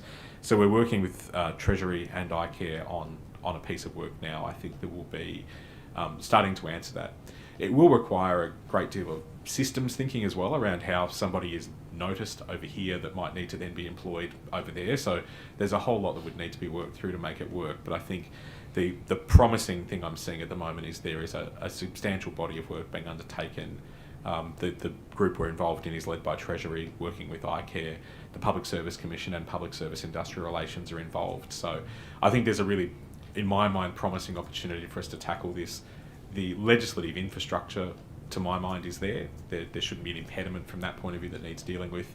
It's now about a strategy and a process, and starting to think about how do you match skills from someone who might be in a particular occupation that's quite niche. How does a firefighter perhaps end up in a completely different part of the public sector? How do you match skills? There are examples, I think, in New South Wales of where that has been done very well before. The Veterans Employment Program that's I'm not even sure if it's still active, but a number of years ago, matched people coming out of the armed forces with what their skills, capabilities and grades might be into the public sector. So my view is there's some thinking out there that could be adopted, and we're trying to work really constructively with Treasury and icare on how some of those ideas might come together to build a way in which we could find opportunities, surface those and see them, rather than somebody perhaps having to apply for a job to get out of their current role. So I think that's really promising. I think there's a huge opportunity for us to tackle that. There will be people who are obviously injured in such a way that a return to work is not going to be easy, but I do think, particularly when you talk about issues where it might have been workplace issues that have driven some of those, there's extraordinary opportunities in an employer the size of the New South Wales government to make that work. So Have you done any modelling about the potential cost savings that might arise from a more efficient way? not the cost savings as yet. I think once we have a view of what this plan would look like, that will become fairly evident and we could model that. At the moment, what we have looked at, and working with icare, we understand there's at least at any given point in time, I think the number was 1,400 workers in New South Wales who have capacity to return to work but don't have somewhere to return to at this point in time. So if you then we could then, for example, quantify that, then model an earlier return to work and what the cost of that claim would be. That will become evident. But I think without even putting a tiny element of data science into this, it would be obvious that the cost savings would be substantial, not to mention the benefit to those individual workers who would otherwise have been detached, and their recovery and their ability to start progressing their career again after an injury. Just conscious of time, my second and final question was, and once again, while you're being absolutely frank and fearless with your comments, the TMF psychological claims remain at approximately 25% of claims, compared to roughly, they're about 7% for self-insurance and specialist insurers. What's your judgment about why that is so? So then that was a point I was about to go to. Thank you for reminding me, Chair.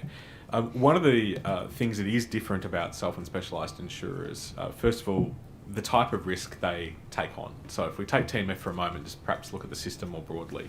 A self-insurer, of course, has a self-interest to begin with. They also own the workplace that they're in order to get somebody back. So I think there is a difference in their capacity to understand, manage work, look for alternate duties, because it's all within their own remit. And they have more likely a particular sort of exposure to a range of injuries that they'd be more expert at managing. Specialised insurers are potentially similar. The nature of risk relates to their industries, whereas the nominal insurer, for example, would have every other business in New South Wales across every risk category, and they tend to be far smaller businesses. So I think the opportunity to get somebody back to work in an organisation like a multinational, a Woolworths or Coles or somebody to that extent, like the public sector, they have far more opportunities because they're a bigger organisation than, say, the 3 or 4 person company or construction team that might be insured through the nominal insurer. So I think that is a factor. The TMF, again, the principal issue of the type of work that some of our workers do in New South Wales in the public sector is inherently difficult and dangerous and more likely to be exposed. But I come back to that 8 out of 10 where it's actually a modifiable workplace behaviour. I don't think there's really a good enough excuse for that, and that there should be answers that are able to be sought around dealing with bullying and harassment in the workplace, addressing some of those potentially systemic issues around how work is structured that might be causing work pressure. So I think for the TMF, that disproportionate amount would only be justifiable if it was trauma directly related to the job itself. It would be horrible nonetheless, but you at least could be explainable by you are occupationally exposed to walking into a building that is coming down. The fact that it's the relationship you might have with your supervisor or your colleagues that could be creating this, I don't think is acceptable, and presents an extraordinary opportunity for employers to do something different. Thank you very much. Come on. Thank you. I just wanted to ask a question about the Workers' Compensation Operational Fund. I understand that SIRA is responsible effectively for that fund and for making payments out of the fund. One of the submissions we received was basically pointing out that Safe Work, New South Wales and IRO are sort of at your mercy, or at SIRA's mercy in some way, in terms of the funding that they get paid out of that fund. Can you clarify that for us? I would, sorry, Ms. Boyd, I'm smiling because I think that would be an extraordinarily generous statement about how the Workers' Compensation Operating Fund works. SIRA is responsible for administering payments from the Workers' Comp Operating Fund. Those payments are essentially defined by the legislation. So I have little to no control whatsoever about whether I think they're legitimate payments and whether they should be made. Our only assessment essentially is, for example, say the IRO, is what the IRO requesting this year reasonable in accordance with the Act, which says we need to fund I think it's something along the lines of the salaries, office accommodation and operating expenses of that office as it relates to their functions. So if that entity says this is what our functions are and this is our budget requirement, we have very little opportunity to challenge that. So safe work is quite similar. If the money needs to be spent and they define, and to the extent that Treasury has a say in whatever all of our budget control limits are, I'm required to make that payment. Has there been any circumstances where Safe Work New South Wales has asked for a particular budget allocation that's not been received out of that fund? Not by SIRA's discretion. To that, I would been careful because I don't know what's cabinet and what's not in that process, but during a budget process a number of bids are always made by all agencies and Treasury says yes or no to certain things throughout the course of that process. So but in terms of that allocation of under the Act, the one that you're responsible for, does that request come explicitly to SIRA and SIRA then says this is either reasonable or not under the Act? No, so we don't have the we don't effectively have the opportunity to say yes or no as they go. What we would say is, Safe Work, the budget we're being told we need to pay you from Treasury is X. We would intervene if we felt that money was being paid that was not for a legitimate function under the Act. So to perhaps be a bit more direct, in the entire time I've been at SIRA, we've not been able to decline a single request because there really are no grounds for SIRA to do so. How an agency's budget is determined and what they are allowed to do from a policy perspective that therefore generates those costs is not for SIRA to determine, but once that is determined, we would pay it.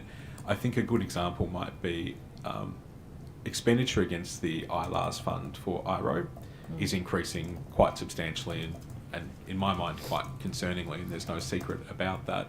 But ultimately it is a legitimate function of that office, and if the bill comes in, SIRA has to pay the bill.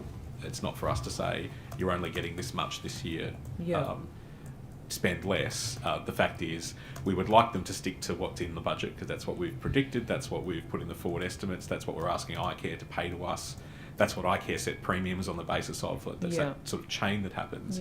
But ultimately, at the end of last financial year, the IRO was over budget on their ILR's expenditure and SIRA had to pay the addition into their account, and we've been doing that already this year. So, sorry, just so I understand. So if, for example, Safe Work was to decide it wanted to do some, preventative action in relation to particular kind of hotspots, maybe for workplaces that were causing psychological injuries, or where they weren't causing, but where there was a cluster, say, and it wanted to, put together a particular program, would that come in the form of a request as part of its operational budget to SIRA? Not in the sense of a direct request, no. So Safe Work would obviously work through a process with their minister and government to agree on that policy proposal, and if at that point in time there would be a funding amount attached to that, that would, in my understanding, go to the Expenditure Review Committee of Cabinet. If that was all approved, then Treasury would update Safe Work's budget, and then there'd be a proportionate update to SIRA's. We would need to then draw down the revenue to pay that. So we don't have the ability to have a view and then deny that. As I said, if I fundamentally formed a view that they were spending money on something that wasn't a Safe Work function, I would certainly then take action to resolve that. But under any other circumstances, we don't have the ability to do so. Thank you. You're welcome. Thank you. Well, we've just gone 11 a.m. And that completes the what's been an hour and a half of, I think, very good questioning and frank answers to the questions. So, gentlemen, we thank you for that. Can I just confirm a 14-day turnaround period for what are some questions on notice? I don't think there's been a number, but some questions have been taken on notice. So I'm sure you'll be able to meet that 14 days after receipt of transcript. So, Chair, if I may, I think some of the things I said yes to might be large bodies of work, so we'll give you everything we can within 14 days. Mindful that we Yep. don't want to submit something too quickly to you and have to provide you updates and edits. No. Once bitten, twice shy. But Quite, not quite unreasonable. understand, and I think the committee members accept that. So, no, that's fine. And there may be some supplementary questions as well. So, once again, thank you both very much for coming along, and thank you for the good work you're doing. Thank you, Chair. Thank you, Committee. Okay, we'll have a break now for 15 minutes. Return at 11:15. Thanks.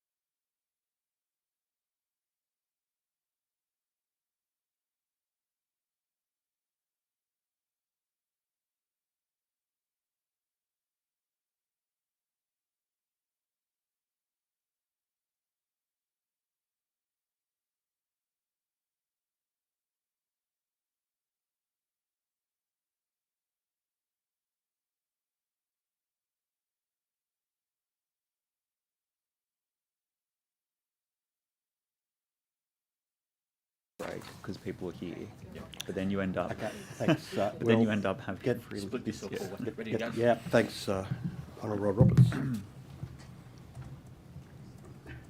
Okay, we'll get things underway. I think there's one member perhaps to return, but I think we're all otherwise here. So thank you, gentlemen, for coming along this morning to provide evidence to the inquiry. What I'll do, starting from my left, from Mr Harding, ask each of you to please state your name, your position, title, swear an oath or an affirmation, whichever you prefer, the words of which should be there before you, and then I'll invite the making of an opening statement. So we'll start with Mr Harding. Thanks, Mr Donnelly. Richard Harding, CEO of Insurance and Care New South Wales. I solemnly, sincerely and truly declare and affirm that the evidence now about to be given by me shall be the truth, the whole truth, and nothing but the truth. Thank you very much. Mr Wesley. Thank you, Mr Donnelly. My name's Tony Wesling. I am the Acting Group Executive for Workers' Compensation at icare. I solemnly, sincerely and truly declare and affirm that the evidence now about to be given by me shall be the truth, the whole truth, and nothing but the truth. Thank you very much. And particular welcome. This may be your first appearance before the It is, thank you. committee. Mr Harding has been before us on a number of occasions, so welcome to you both. Now, there's representatives on this committee from the government opposition and crossbench, and what we've resolved is that we'll share the questions between ourselves. We've got about approximately an hour and a half, so that's plenty of time for questions. I want to acknowledge the receipt of the submission, I think at 26 and 26A by icare, so they can be taken as read. So perhaps we'll commence with invitation to make an opening statement. Thank you, Mr Donnelly. I thank the committee for the invitation to appear today as part of the 2023 review of the Workers' Compensation Scheme. icare welcomes the committee's resolution to carry forward evidence from the 22 inquiry, ensuring the unique challenges of psychological injury remain at the fore of public policy discussion as it relates to workers' compensation. Research by Professor John Buchanan and his team at the University of Sydney Business School has shown that the employment trends in Australia have been changing. A shift away from manufacturing into the services sector means work is no longer defined by physical effort, but rather by the knowledge, care, interpersonal skills and workplace relationships that an individual brings, that is, the mental effort. This is translating to a decline in physical injuries across Australia and other developed economies as the physical and mental demands experienced by workers change. As we previously testified, physical injuries typically have shorter and more defined paths to recovery than psychological injuries, which presents challenges for workers, employers and our schemes. Almost half of all Australians will experience a mental illness in their lifetime, and recent ABS data found that in 2020 to 2021, 15% of Australians aged between 16 to 85 experienced high or very high levels of psychological distress. Work pressure, harassment and bullying are the key causal mechanisms in at least half of the psychological injury claims across both the nominal insurer and the Treasury Managed Fund, which tells us there needs to be a greater focus on cultivating psychologically safe workplaces where mental health prevention initiatives receive as much attention as physical safety initiatives. In 2023, primary psychological claims in the nominal insurer represent around 6% of all claims and account for around 17% of claims cost. Within the Treasury Managed Funds, the figures are higher, with psychological claims representing around 17% of all claims and 57% of claims cost. Psychological injury claims also have significant impact on return to work performance. Almost 90% of injured workers in the nominal insurer with physical injuries are back at work within 6 months. However, only 48% of workers with psychological injuries return to work within the same time frame. In the Treasury Managed Fund, 95% of workers with physical injuries returned to work within 6 months, compared to the same figure, 48%, for psychological injuries. These trends are consistent across Australia, and while there is no silver bullet, icare remains focused on pursuing initiatives across claims management, early intervention, and social research to improve return to work outcomes and implement the best possible support mechanisms for injured workers. Challenges also remain in relation to the legislative and regulatory environment in which we operate. The status quo sees us operating with adversarial legislation and a regulatory framework which promotes process-centric, prescriptive and task-driven culture, rather than being human-centred and facilitating a trusted relationship between an injured worker and their case manager to support their recovery and return to work. icare considers that a reduction of prescription and the promotion of principle-based regulation with appropriate guardrails would enable insurers to deploy innovative, case-by-case solutions for the management of claims that is empathy-led and outcome-driven. In the same vein, icare is investing to identify practices that will improve experience and outcomes for those we serve. Our test and learn team, based in Wollongong, are currently testing new approaches to improve the management of mental health. Early indications indicate that tailored case management is essential, yet case managers currently are over-involved in compliance. We have also identified that case managers require additional training and support to better manage psychological claims, which we're addressing through the implementation of a professional standards framework which establishes the practices, skills, knowledge and behaviours that are critical for claims management and arriving at positive outcomes for injured workers. A significant update since last year's inquiry is the implementation of our claims model in the nominal insurer, which includes several initiatives to improve outcomes for injured workers, including moving from a single claim service provider to a network of many, with icare monitoring caseloads and publishing data on performance, changing the way we manage CSP performance, including performance-based incentives, providing more choice for employers in order to improve scheme performance by harnessing a competitive market across the panel of providers. And 4 of the 6 claim service providers have a model where psychological injured workers are managed with an approach that is distinct and differentiated from general claims management, which may include separation of resources and support structures and must include dedicated case managers with appropriate experience. Supporting these improvements are a range of initiatives across both the public and private sectors, including training programs on early intervention, the mobile engagement team with a focus on supporting employers in remote and regional areas, respect and resilience training for retail workers to help them de-escalate situations where customers are abusive or aggressive, and Front of Mind, a significant research program led by frontline agencies like Fire and Rescue and research bodies such as the Black Dog Institute.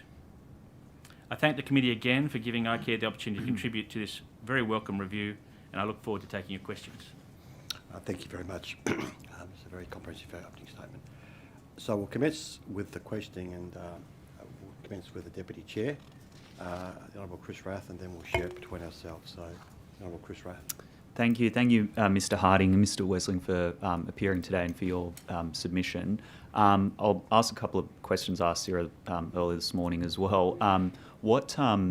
Why do you think, or what are the drivers behind the psych claims being so much higher in the public sector as opposed to the private sector? Do you have any observations on the drivers behind that? Yes, look, and I'll let Mr. Wesling talk about some of the detail because he's far more across that than I am. But obviously, the public sector has very different exposure to the private sector.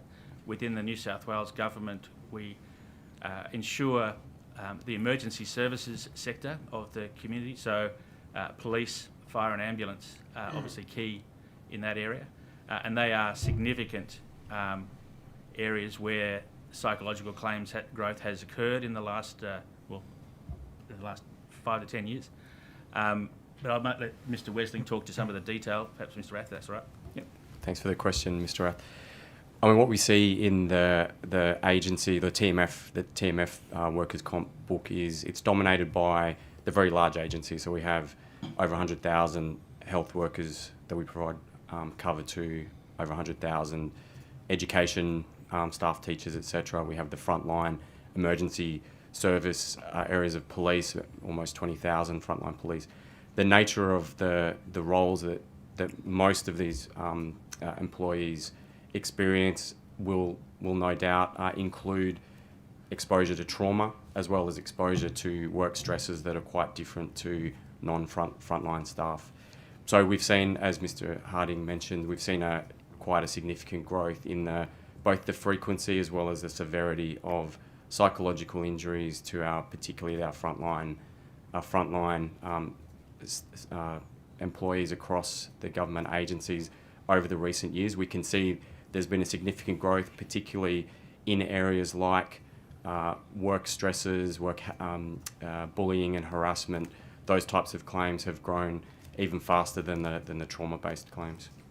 And what role do you think both private sector and public sector there is, or there's secondary psychological injuries has in the scheme, and is it in part because of the adversarial nature of the scheme?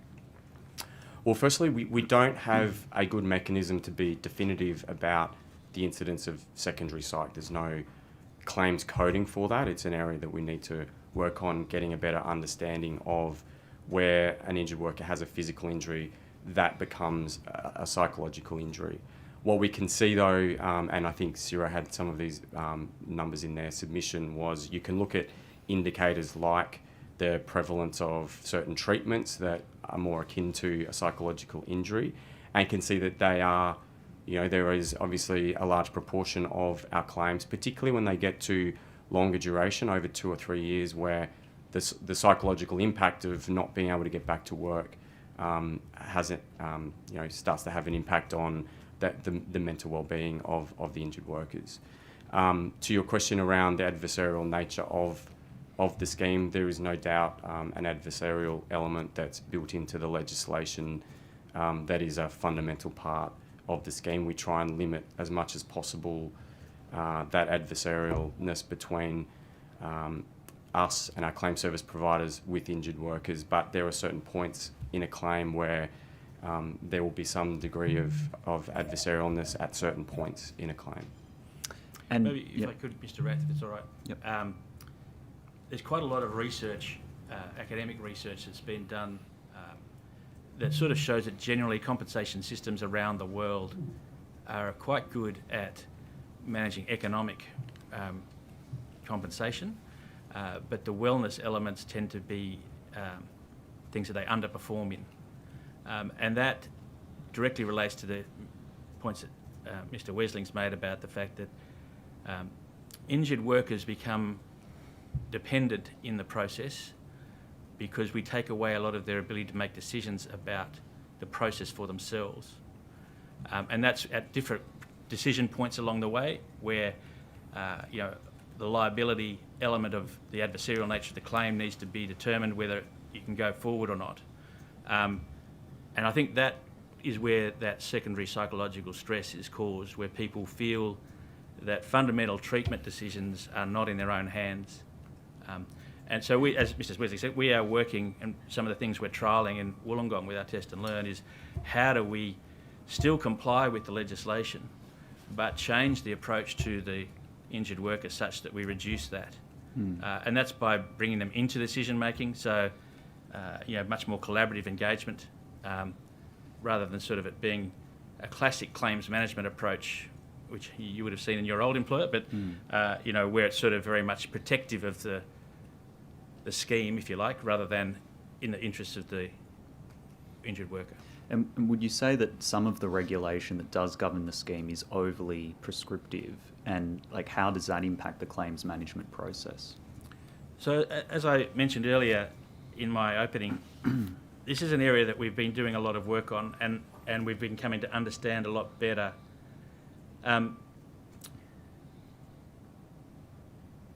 The regulatory environment is very complex. I think Mr. McDougall in his review talked about a Byzantine level of complexity, and that's certainly the case. And I'll give you one sort of example of that. So within the process of the first contact with an injured worker. The case manager has about, I think it's between 4 and 8 legislative requirements that they need to meet. In addition to that, there are over 30 guidance notes, practices, regulatory requirements that they need to comply with in that first call. And that can change that first call from a empathetic, understanding call about help me understand what your needs are to I must do these things to complete my compliance checklist. And it changes the relationship. It moves the relationship very, very differently. And that's just one example at that very first contact.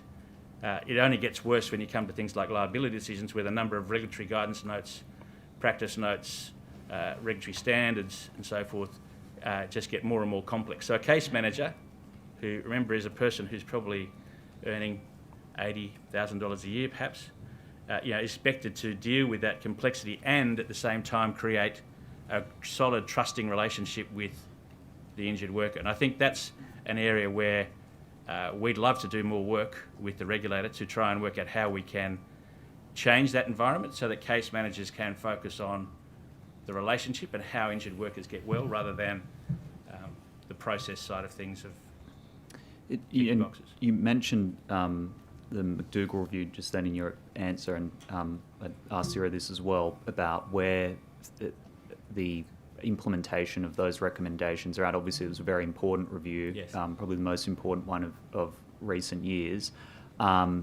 It seems like probably SIRA and icare have gone about their end of implementing as many of the recommendations as possible, but there comes a time when the onus will shift to us as legislators to carry out the next lot of implementing those recommendations. Or if you could provide an update on where that's at in terms of implementing those recommendations, and what we could be doing probably better is, or when it comes to us to actually implement the rest from a legislative perspective. Yeah.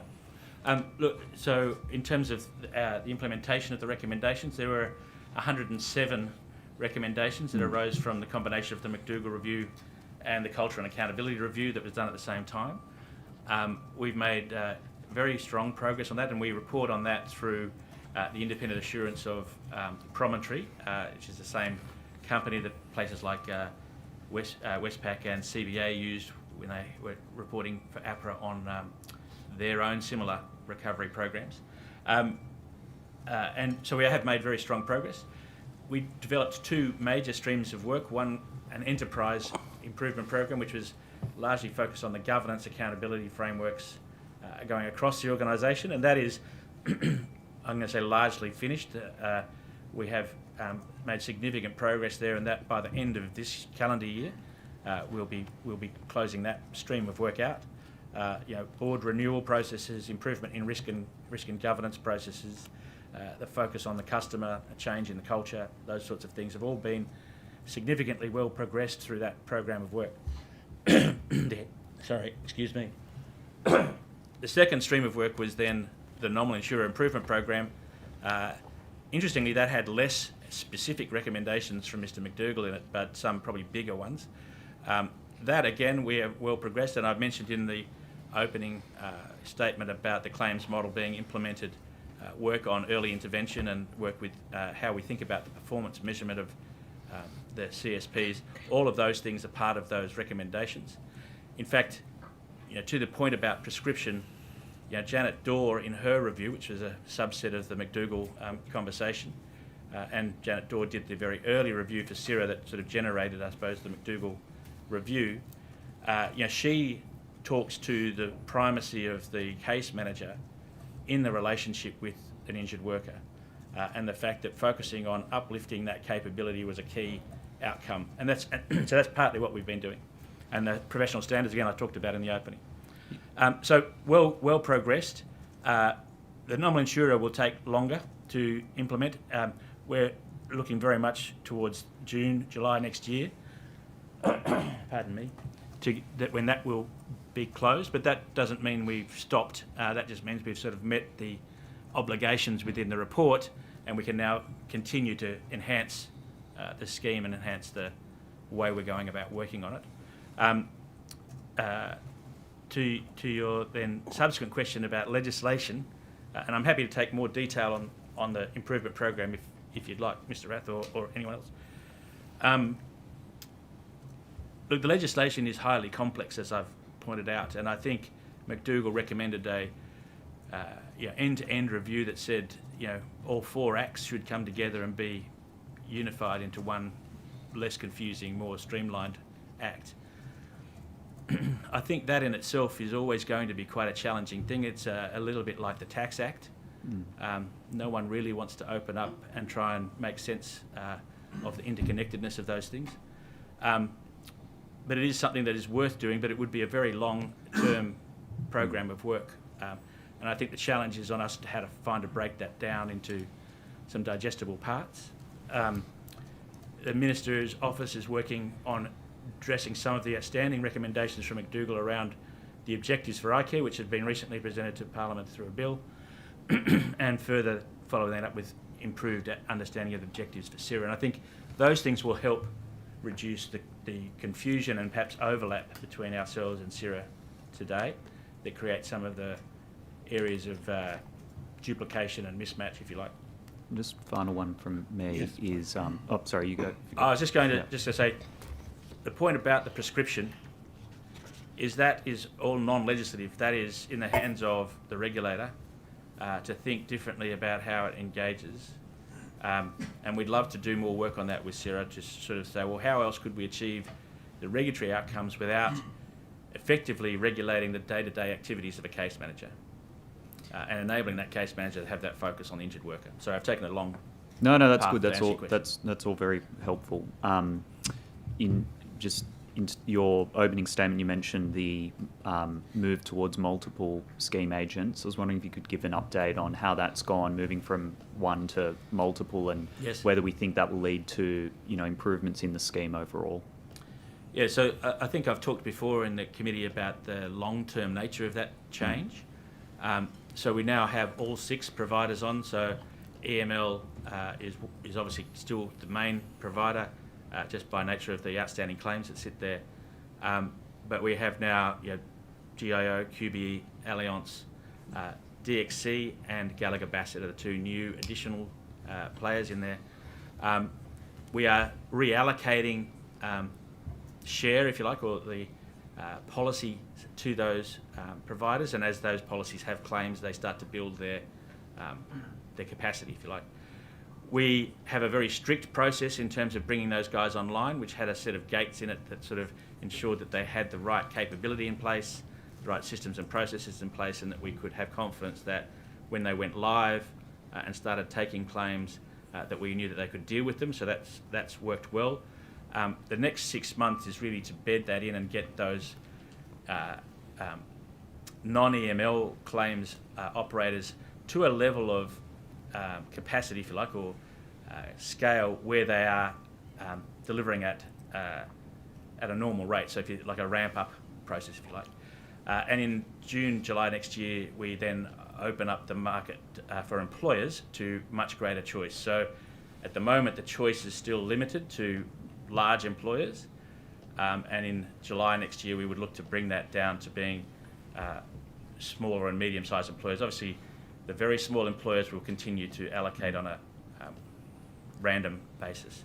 So it's gone well, but the proof in the pudding, if you like, the benefits of seeing improvements in return to work outcomes is a long-term benefit. We have seen improvements in return to work over the last 2 years. We have seen improvements actuarially come through that gives us great confidence that we're heading in the right direction. Over the last 2 years, and I'm just using rough numbers, but we're talking in the order of $680 million of releases from liability, so reductions in the liabilities actuarially resulting from the activity in what we call the front business, so new claims. Unfortunately, we live in a world of inflation and interest rate changes that sometimes masks the whole of that when you look at our financial statements. But actuarially, we can see the improvement and we can see it in the return to work data. But it will be slow, long and slow. It's not a magic bullet by any means. And we want it to be long and slow because we don't want to create the sort of disruption that we saw in the scheme in 2018. Can I ask a Thank you. question off the back Yeah. of that? Yes, you can. Could I just draw your attention to the Honourable Bob Nambar is on the screen and joining us remotely. Abigail. Thank you. Yeah, just on that, I guess I wanted to understand where.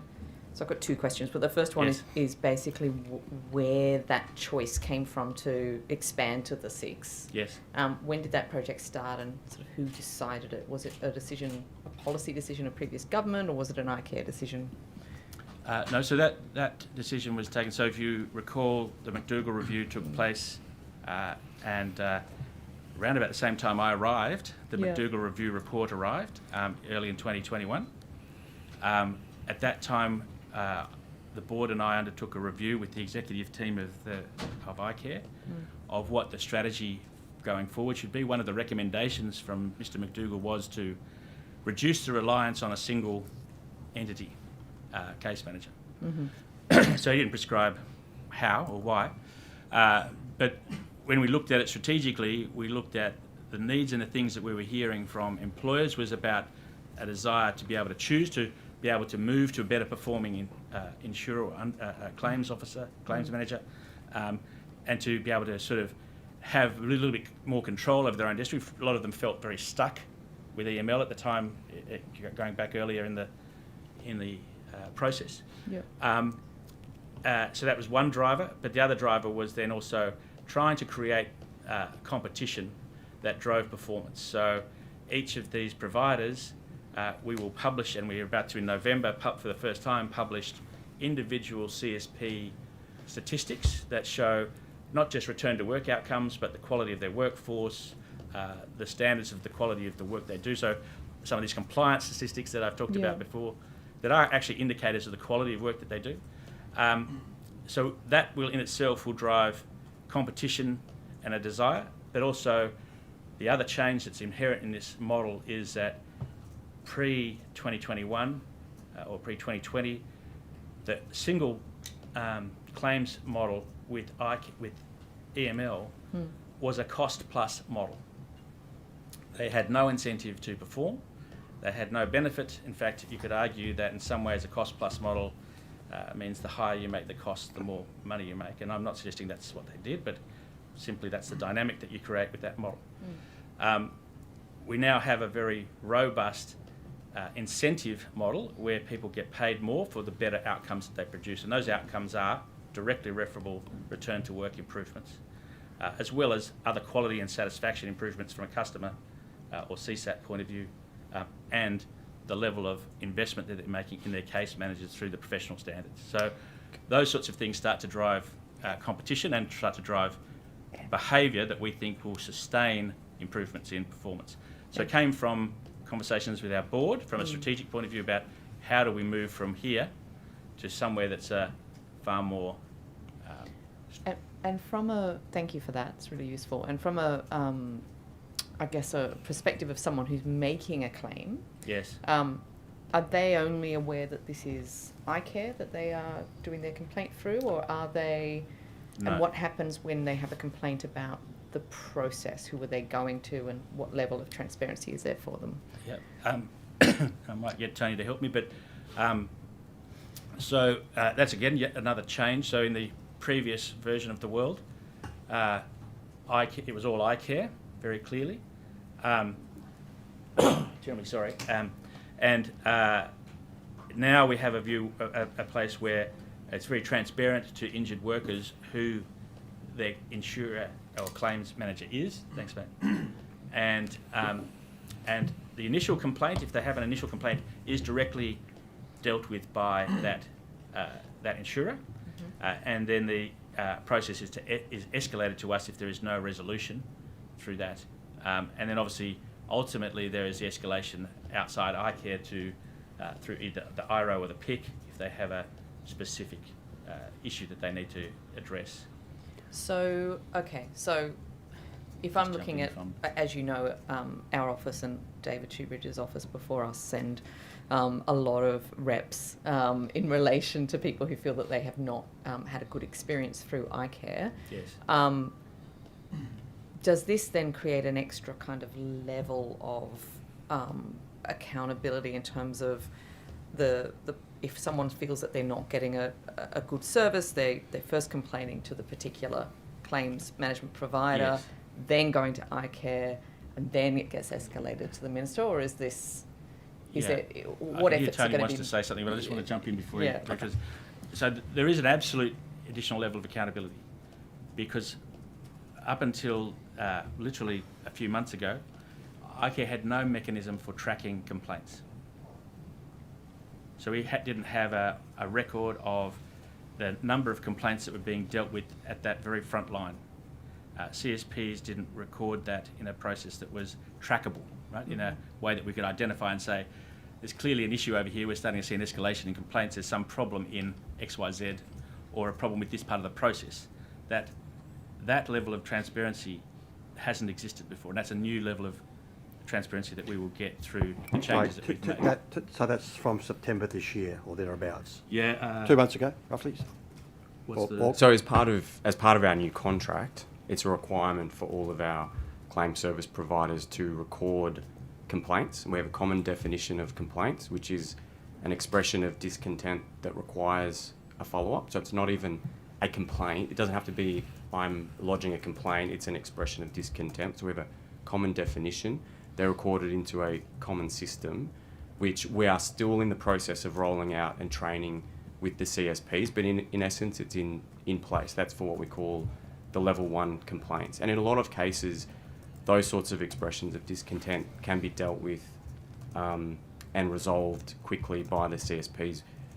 In addition to that, we have the escalated complaints that come to icare. We call them the level 2 complaints, and we have a team at icare that deals with those. But with the system that Richard spoke about, we've got greater visibility now of those complaints, and we've got a common basis that ensures we're looking at the same type of expression of discontent across 6 claim service providers. So, and this is part of the improvement program. There was a whole stream around complaints, so this has been part of our improvement activities, and where we will start to see the benefits of that in terms of better reporting around complaints. We'll be able to see common themes of complaints. Also, complaints are part of our service levels with claim service providers, so we can hold the claim service providers accountable for how they deal with complaints. We've rolled out empathy training as well to ensure complaints are dealt with empathetically rather than legalistically. But that is part of the contract we put in place. We would expect to really see an uplift there in terms of the experience for injured workers navigating a system of lodging disputes or complaints, first of all with the CSPs, then with us, and if it goes beyond that, then with the other channels that are available, like the PIC ministerial. And what is the way in which people are informed about that sort of track of complaint mechanism? Yeah. Is there a... So this is an area where we've been talking more recently. So our guide on our website is not as straightforward as we'd like it to be, and that's an area where we're currently working to get the communication about here is a escalation process that you can follow, and to be very clear about how that works. So that's work in progress, I'd say, Ms. Boyd. It's not an area where we've currently got a great communication happening through our web pages. Because you can imagine, obviously, in circumstances, particularly where someone has a psychological injury, the extra frustrations of not knowing what your recourse is and how to go about it. 100% understand. It's a priority as part of this. As Tony mentioned, the complaints work stream within the McDougall work that we're doing. It's one of the ones that will run longer through to July next year, and part of that is all of these issues of communicating, getting a transparent escalation process through, getting more consistency across icare schemes as well. This is what I'm talking about. Is not just an issue for the nominal insurer.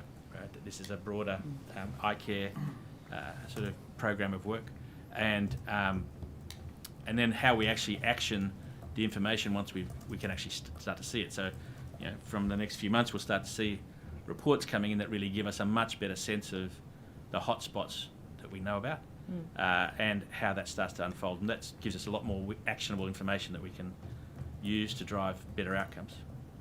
So I 100% agree with you that the current communication process is not satisfactory. Thank you. The Honourable Anthony D'Adam, and I think the Honourable Stephen Lawrence, and perhaps back to you. I just wanted to come back to this question about secondary psychological injuries and the absence of data. Now, I just want to clarify, secondary psychological injuries are compensable. Is that correct? That's correct, yep. Yes. So, but they're not considered a separate claim. Is that correct? That's correct. No, that's correct, yes. Why is that? So the codes are determined through SIRA, the way that the claim coding is done, and there's no separate coding process for a secondary psychological claim. If there was a separate injury, Mr. D'Adam, that was, I guess, unrelated to the original Well, how do you, claims as how physical. do you determine? So if a worker, suffers a fall, has a back injury, is unable to work for a long period of time, and then develops depression as a result of that, they need to access psychological services. The claims manager will make a recommendation around that. Surely at that point, there's some mechanism there that triggers, okay, this is a further injury, or it's not really an aggravation of the original physical injury, is it? It's something quite discrete. That's not the way it works in how we manage those claims. Maybe take a step back. We will treat that secondary injury through that initial claim in just the same way to make sure that injured person gets well, and we will try to support them as much as we can within the legislative framework. Yeah. What we don't have, in this not a dissimilar manner to the conversation we had about complaints, because the coding is determined through SIRA, we don't have the discretion to say add a label to that says here is another injury type in addition for this claim. So it becomes very difficult for us to track, to tell you. We couldn't tell you exactly. We have a, as I think Mr. Wesley Dent said this morning, and Mr. Wesley talked about, we have an indication because we can see those psychological treatments coming through and the costs for those. But we can't specifically track that for you and say there is this many people in the scheme with that injury. It is possible, isn't it, that a worker might physically be able to, have sustained a physical injury, be physically able to return to work, but because of the secondary psychological injury, they aren't able to return to work, isn't it? Yes. But the timeframes in terms of, obviously the scheme has a series of timeframes, and certainly the benchmarks around return to work metrics, they're all premised on the first injury when you've actually got a secondary. Do you think there's some inequity there that the committee perhaps should be focusing on? Look, maybe it's something worth looking at, Mr. D'Adam. I'm not sure the extent of that issue. I mean, our claims managers will certainly ensure that if a injured worker who started with a physical injury has a psychological injury, we ensure they get access to all the treatment that's required. And we do that consistently with the legislation. I'd have to come back to you about what options there might be to open up a second claim. I think the reason is to perhaps what Mr. Wesling is trying to say is we don't reduce or change the way we deal with the injured worker. We will treat them on the basis of the symptoms that they're having, and we will make sure that they get the care and the support they need for that psychologically as well as their physical injury. So we don't limit the amount of time they can have off work or the benefits that they can receive if they need them. That's not the way we do it. 26 weeks and. But sorry. So they are limited because it's the 26 weeks, and the benefits actually are time dependent. So if you So they're time dependent for all psychological claims. And then another injury occurs, surely the clock should start again. But that's the same for all psychological injuries, right? So those conditions across the legislation aren't differentiated based on injury type, which is again another interesting question. Because we have a scheme where the original act was written and most of the regulatory changes were made before the psychological injuries were a problem. I see your point that perhaps we should recognise that this is a new injury. Again, it's probably a matter to take up with SIRA. We'd be very happy to. There's no real impact to us to say that this is a new claim and we treat it, because we're treating it anyway. You know, in the terms of the cost of the scheme and the way we interact with the injured worker, we aren't. But it clearly has Change it. consequences, doesn't it, in terms of the return to work rates? Like if you Oh, sustain absolutely. a secondary psychological injury, it's going to make the time away from the workplace protracted. Absolutely. And so having, clean data in terms of when this is, so that there's a flag there in terms of triggering a more nuanced response to the changed circumstances. I think we would all agree with it, having more information and data on the actual incidents and nature of these claims would help treat and manage them. Absolutely. But sorry, just sorry, if I could just Jump in if you've got yeah, something just on this related to point. that. But is there some? Could it also potentially not be as good for the person making the claim if they had to start the process from the very beginning again on a second claim? Like if Look, I think it needs to be designed by people with a very strong understanding of the ability to re-traumatise people with psychological injury, because that is one of the number one issues we face, is the current legislative process. I talked about that first contact and the 30 different matter or guidance notes that a case manager needs to comply with. That, for a lot of people with psychological injury, whether it's primary or secondary, is a process of re-traumatisation, and that's a real challenge. So in Wollongong, in the Test and Learn Centre there, we obviously need to comply with those regulatory instruments. But we're trying different ways to do that by putting those processes in the hands of the injured worker rather than it being an invasive phone call at an unknown time that could take significant time, where the injured worker isn't necessarily prepared to have that conversation. You think about psychological injury, that's we now want to go end to end through all of your case. That's a re-traumatisation process, and that's not something that we think works well for psychological injuries. And so we break it. In Wollongong, they've tried different models of breaking it down into chunks so that the injured worker doesn't experience it as all one heavy, inquisitive process. We try and seek data from other sources, the treating doctor, instead of us re-asking questions that have been asked before. Employers play an important role in that. So we're trying to work within the framework we've got to reduce the impact on the injured worker, but there are points, and I agree with your point, Mr. Dowdham, about data is helpful, right?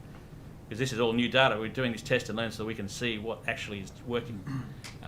But yeah, you've got to be careful about the design, that you don't create additional points of entry where further trauma is created. Is there a liability assessment being made when you approve psychological services? You're making another assessment. How is that decision made? The case manager has discretion on a physical claim that if additional services that might be psychological type services to pay those, and the case managers will tend to take the recommendations of the treating doctors and pay those claims. So no further liability decisioning is required. So it's just accept the treating doctor will say that this person's got depression as a result of this injury.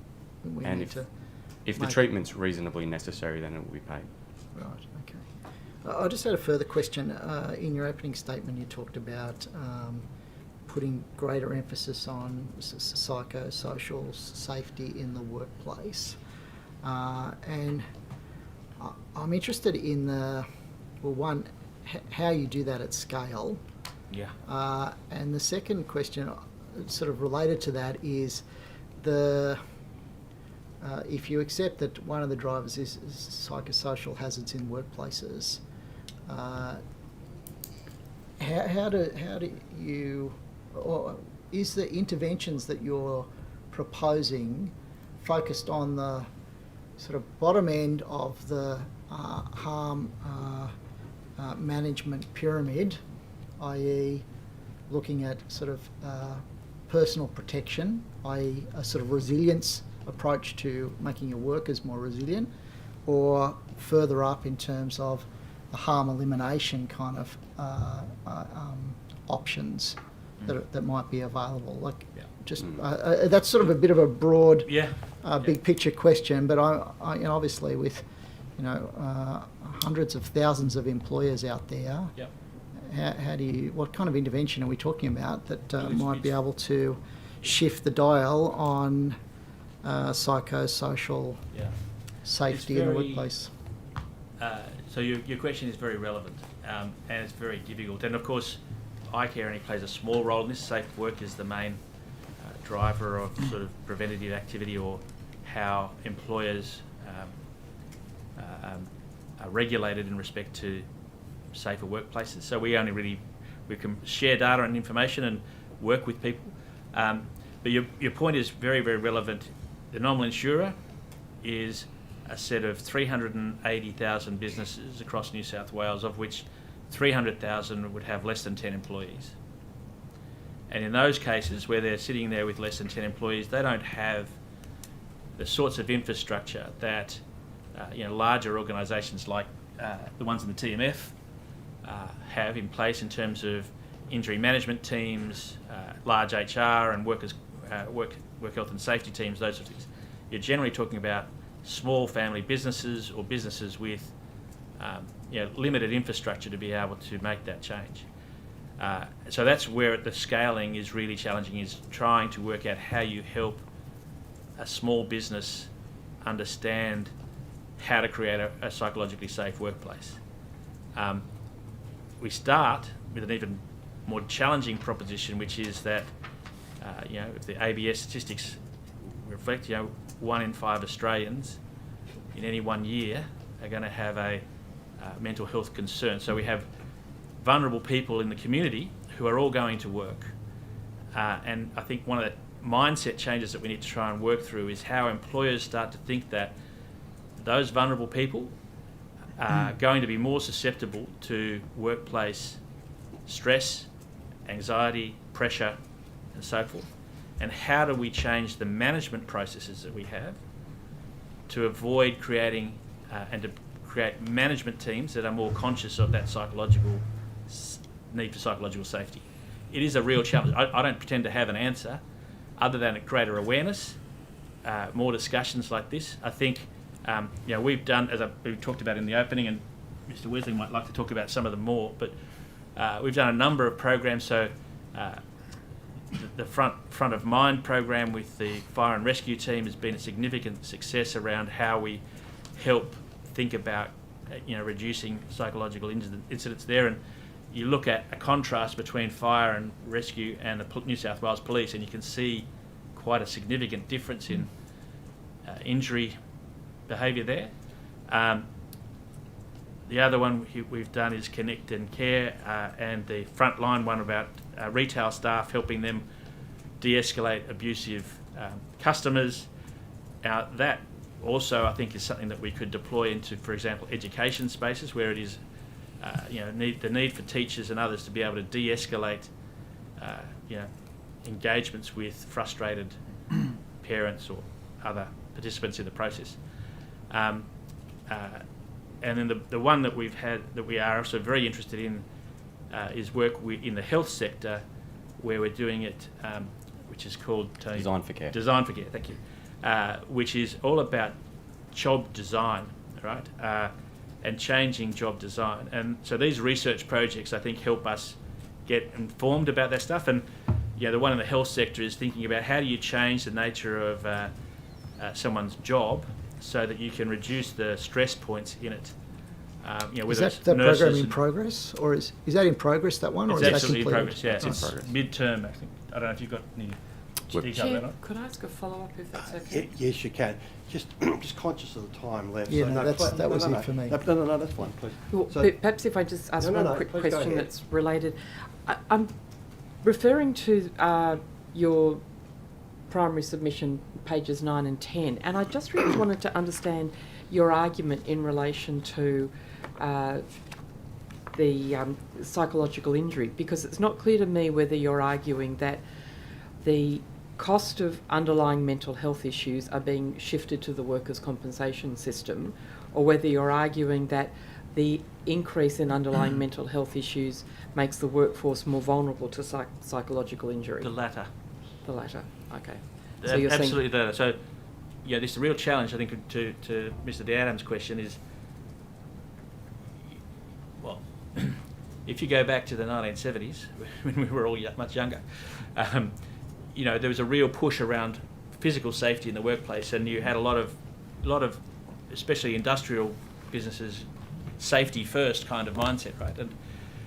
And I can remember, you know, I can remember my boards at the time moving, you know, work health and safety to the first agenda item on the list to create that emphasis of we're focused on safety here, right? And that was very successful as a process and as a thing, but it took 10, 15 years, right, to get to that point where, you know, physical safety was a thing. We now have to have the same conversation with the business community about 1 in 5 people in your workforce have walked into that office vulnerable because of natural community stresses. How are you thinking about them when you're thinking about, you know, demands for, you know, certain deliverables, how you engage with them, the job designs that get created? Now, part of the challenge here is people don't necessarily want to identify because the stigma is so significant. So not all employers know that they've got someone who's vulnerable. So that's a real challenge, right? So this is not an easy problem, but 100% it's the latter point of there are vulnerable people already in the workplace that then get exacerbated because the workplace hasn't understood that, and then they get triggered and they get And in light of that, with programs like Head Coach, which seem to have been very successful, have you looked at all about the workforce impact on managers who are involved in those programs? Because I wonder whether what we're doing is imposing an additional mental health burden on managers who are now being asked to manage the mental health stresses of their employees.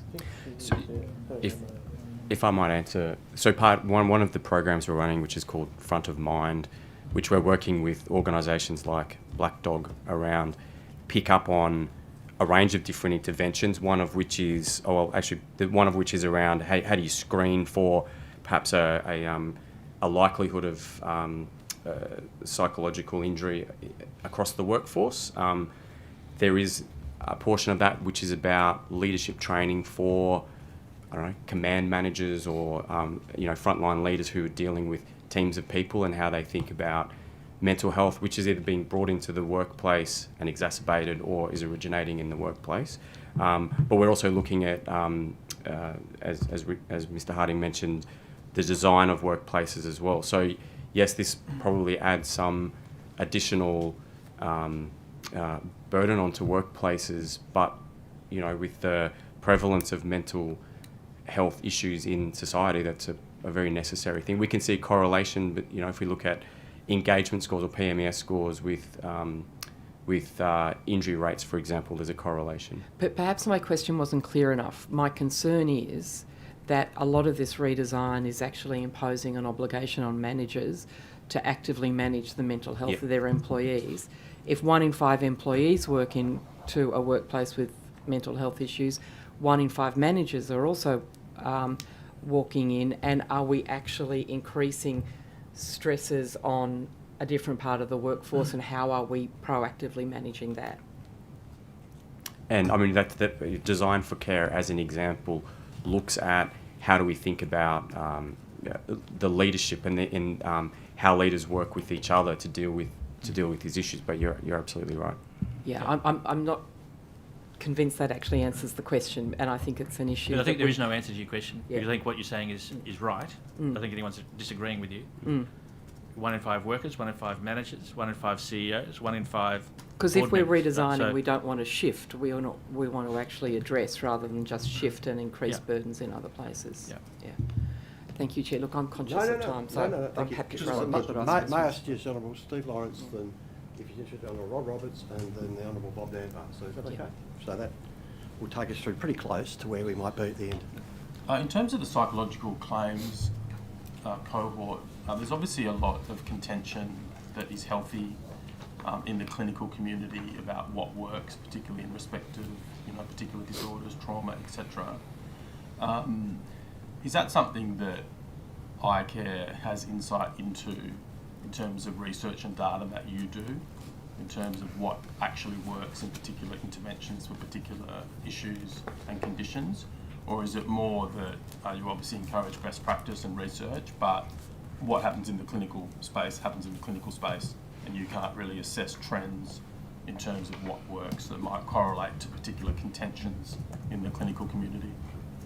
So, happy if you want to answer it, but the answer is we don't get involved in the clinical. We don't have that capability. That's not our strength, and there are plenty of groups that do have that capability, and as you say, already looking at it. What we can do is provide data, and so for example, with work with Sydney University, we've been providing a lot of data, but we don't actually get into which treatment should work or not work. That's the treating doctor's decision about treating a relationship they have with their individual patient, and then within the colleges, the right treatment methodology and the broader health system is where that conversation should be had. Yeah, I was more curious about the feedback of data. Like, is there feedback of data in terms of, in a general sense and potentially in a de-identified way, about what treatments were utilised, and, for example, that could then form data that starts to suggest a trend about what actually works? Is there feedback of that nature, or is it more that's clinical and that stays in that box? I would have to take that question on notice, Mr. Lawrence. I would say, though, what we spend most of our time focusing on, where we see an impact on the efficiency of, or the efficacy of helping injured workers with psychological injuries, is the speed with which they get a treatment, whatever that treatment may be as defined by the treating doctor. And right at the start is just access to basic psychological services is the challenge. But to answer your question, I'd have to take that on notice. We would have that information. I'm not sure whether we've programmatically used that. Yeah, sure. Thank you. That's my question, Chair. Thanks, Thanks, Chair. Thank you, gentlemen. Look, I'll just go back to a question asked by Mr. Adam, and I wasn't able to comprehend the answer properly, which may be my fault, but perhaps some clarity. And we'll use myself as the example. I suffer a back injury in the workplace. Liability is accepted, it's not an issue. As a result of that back injury, some 12, 13 weeks later, I suffer depression as a result of lack of quality of life, inability to return to the workforce, etc., directly related to my primary injury. Now, I understand you say you don't start a new file, and I understand why. We don't want to re-traumatise myself, having to relive all this sort of stuff again. But statistically then, am I recorded as a back injury? Is my psychological injury recorded anywhere? Because what I'm alluding to is there, and I understand you why, and I heard you out, and it all makes perfect sense. But is there more psychological injuries out there than is actually recorded? Because we've recorded me primarily as a back injury? So just to be clear, and I'll let Tony answer the detail of your question, because we don't control the coding process. That's a SIRA defined set of codes. Yeah, I understand that. We would be very happy to have a code that said, secondary cycles. So in terms of recording it, that's something that we can't. Yeah, that's a conversation with SIRA. Yeah. But I'll let I'm Tony not talk. apportioning blame here. This is not a blame exercise. This is a exercise in data. We all talk about data and importance of data. So the data has me, Rod Roberts, recorded as a back injury. Yep. Although I'm suffering a secondary psychological injury, that's not captured in any data anywhere. That's correct. Yeah. So it would be in the file notes that It's certainly in the file notes for that the case manager is using, and that is accessible. We could do some data scanning, but that's very rough, right? Sure. Look, I understand. So as you say, perhaps this is a matter for icare to discuss with SIRA. In terms of coding. Back injuries are code A, but with a psychological injury attached is a 1A, perhaps. Because I don't think we're actually capturing the data of the extent of injuries and illnesses out there. We would agree with you on that. Okay, fine. Okay, I'm assuming that you've watched remotely the evidence from SIRA this morning? No, I haven't. Okay. I want to take you to an article and a discussion I had with SIRA this morning. Adele Ferguson wrote in the Sydney Morning Herald in November 22, the 22nd of November 2022, an article in relation to the underpayment of workers. And her article says this, and I'm reading inter alia, just parts of it. Documents obtained by this masthead show in February, so we're talking February 22, icare discovered a potential issue with underpayments, but delayed telling the workers' compensation watchdog SIRA for 7 months, so until September 2022. So my question to you, my first question is that correct? Partially. So SIRA has and we all operate under a significant matters notification policy. Yeah. And icare complies with that policy, and we comply with that policy in respect to this issue. The challenge that we find, and it's the same challenge that we had with Piawi and with other issues that we've identified and resolved, is actually understanding and getting firm detail of the scale and nature of the issue. The issue that we're talking about at the moment is the underpayment of indexation, or the misindexation of claims between 2012 and 2019, a period in which the data for those claims sits on 4 previous CSPs data sets. icare didn't have a system, pre-icare's centralised system. And the nature of the process at that time, apart from the fact that the legislation changed part way through, was very much one where there was a subjective process that was dependent on the case manager.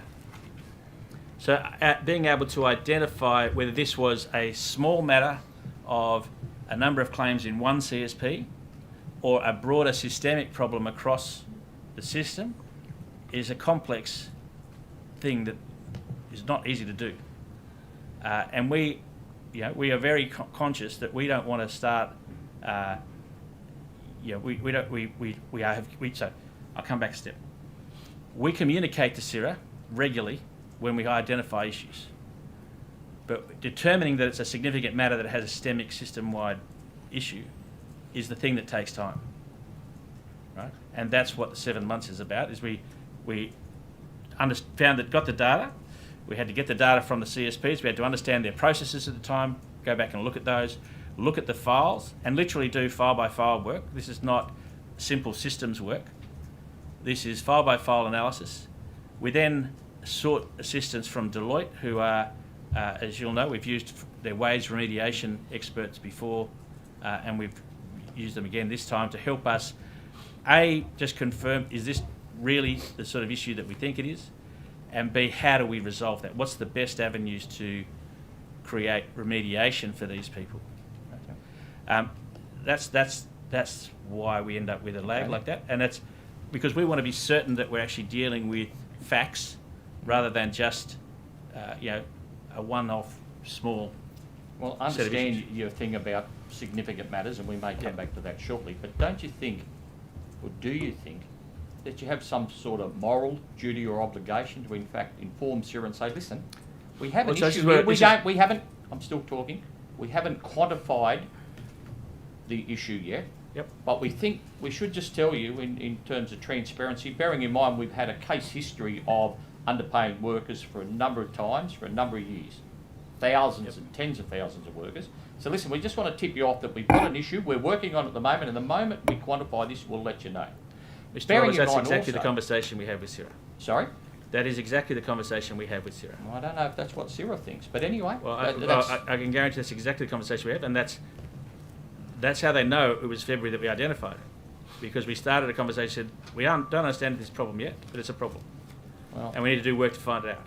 We'll and SIRA, I can tell you, transcripts of what SIRA said this morning. SIRA, I can tell you, engage with us very frequently through those sort of processes to make sure, and are pushing us regularly to make a determination whether this is a matter or not to disclose. Can I take you a step further then? Mm-hmm. You yourself, Mr. Harding, and predecessors, regularly appear before this committee. Mm-hmm. This committee has an oversight role. Don't you think that perhaps you have some obligation to us, in fact, along the same lines? Listen, we're aware that we have an issue at the moment. We don't know how big it is, but we believe we have an issue with some underpayments. We're yet to quantify it. It may well only be indexation. It may be bigger. We don't know. We don't know how many workers it affects, but it does affect some degrees of workers. We think we should have some sort of obligation to tell you, and the moment we have some facts, we'll come back and report it to you. Yeah, so, Mr. Roberts, the moment that we have certainty that we understand the issue and we are in a place to understand how we're going to remediate it and what it looks like, and as we did with this case, we put a statement on our website and we provide a media statement. Did you send So- anything to our committee at all? I don't really know whether we did or not. I can give you that on notice if you like. But Okay. I don't think we did yeah, because we haven't we're got it. disclosing it publicly to the people that matter, the injured people who have been underpaid. And our key here is to make sure that we can be very certain for those people what the issue is. Right? A general conversation is something we have with SIRA, between us and the SIRA, Yeah. whilst we try and work out what the issue is. And we don't want to create uncertainty or concern and anxiety for people until we actually have a definitive issue that we're dealing with. So well, going to that then, so when you appear before us, you haven't decided to tell us, you're now saying it's a matter perhaps of privacy, you're not to create concern. You didn't say to the chair, well, Chair, we've got some That's stuff not what we I want said, to tell Mr. you. Roberts. Well, it's very along those lines. No, I said we want to make sure that we understand the problem and we Yeah. understand exactly how big or small it is, and that we really know what we're talking about. Well, why don't we tell people earlier? Because we don't want to create concern. Exactly. Right, well, when you appear before us, why don't you say to the Chair, we've got some information we feel as though we're obliged to tell you. We want to do that in camera so the evidence doesn't go out in the public and create concern, but I want to avail ourselves of that mechanism because we think that's the appropriate and proper thing to do. Look, if the committee would like that, we can certainly do that. Obviously, the committee doesn't meet on a very frequent basis. We do have a board, Mr. Roberts, that we report to, and we provide all of this information very transparently to them. I can guarantee you they knew the moment that we knew, and they were part of that journey of discovery with us to understand whether it was or wasn't an issue, and they have ultimately approved and signed off on the remediation program that we've implemented. We also have a minister, Mr. Roberts, that we report to, and we will communicate at the right time to the minister when those issues arise and how we're dealing with them. So we are actually quite transparent. We're not hiding things. I would reject that allegation. If the committee would like us to turn up here every time there's a problem, and I can tell you, I think this is a very complex system that is also very old, and identifying these issues is part of our job, and fixing them is part of our job. That's our mindset. It's not about there's a problem, let's hide it. This is our job. I was appointed to clean up the mess of icare, and that goes back to whatever date that it started, right? So, and these things were pre-icare, the ones we're talking about now. So, we're not shirking or trying to hide things. What we don't want to do is create concern and pain for individual workers, but we're not shy of being transparent to our board or to SIRA when we identify things. But we are very careful on making sure we know exactly what we're talking about. We've got the right data, we've got the right understanding of what the problem is, and we actually then have a plan for how we're going to deal with it. The shortest distance between people knowing and then understanding the plan to do it is how we create certainty and comfort for those people. And it's the injured workers who've been underpaid that we're most concerned about. I'll take it further into the same article. In a letter to SIRA on September 6 this year, icare's head of risk, so we're talking 2022, icare's head of risk and governance described the underpayment issue as a potentially significant matter, and we've discussed significant matters, saying it was strictly confidential and that this information is not publicly available, nor should it be made publicly available. Why is that? Well, Bearing in mind it impacts members of the public. I think the language there is probably overblown in terms of the way that Chief Risk Officer had chosen to express it. But the point is no different to the... Can we unpack that then? How is that? The Chief Risk Officer has written a letter to SIRA, the regulatory body, and you're telling me that the Chief Risk Officer has overblown it, perhaps. Well, the intent there is no different to the intent that I've just explained to you. We want to make sure that we have the ability to research and get to the detail of understanding. So we flagged, there's an example, we flagged with SIRA, here is a potential single matter. We have not yet determined that it is because we've got more work to do. You flagged it 7 months later. As a significant matter. Because by then we had determined that it was actually meeting the criteria of a significant matter. And within the significant matter policy that SIRA operates under, we have complied with that policy. So we're operating in a regulatory environment, we're complying with that regulatory environment. Right? So we're not complying with the regulatory environment. We are complying with the regulatory environment. So we notify them within the framework of their significant matter policy once we had determined it was a significant matter. That's what the policy requires. There is a lot of work that gets done between us identifying a problem and then actually getting to that point, because this data is not just something we can put through a simple check and go, is that person being underpaid or not? This is data that goes back to 2012, was previously held on GIO QBE's databases, extracting it from there, extracting the file notes from there so that we can actually see what was the decision process that the CSP's case manager at that point in time went through. How many years did that indexation, that claim might have run for multiple years? How many years of indexation were missed? Was this systemic, or was this a simple mistake, operational error in the normal course of business that you would expect? Those are the processes that we have to go through. This is not a simple, database search, did it match this particular thing? And I've got to tell you, SIRA have made that mistake increasingly, that things can be simply identified through a simple data match. These things are complex, especially the older they are. If you go back to those sorts of forms of indexation that was in place after 2012, before the reforms in 2018, that process required a whole lot of work by the case manager and a whole lot of subjectivity by the case manager. And that's not something that's contained on a computer. So getting the data, getting it in a way that we can use it, doing the file-by-file review, understanding significant statistically relevant samples. Is this one CSP? Is it multiple CSPs? How big is this, do we think it is? Is it big enough that it's actually a significant matter? That's what takes time. Working with people like Deloitte's wage remediation people to then get it to the point where we have a plan, understand how we're going to deal with it, and then bring that forward. That's our process, and that complies with their significant matter notification policy. We have argued with SIRA that the significant matter policy should be changed for 2 years, but that's the way their policy currently works. It is highly different to the significant matter policy that exists in an ASIC environment, for example. But we comply with it, and we do what we do to understand the details of each of those issues so that we can accurately and confidently address it. In your significant matter note, and this is my last question, Chair, because I'm mindful of the time. In your significant matter notification to SIRA in September 2022, then, how many workers are we talking about?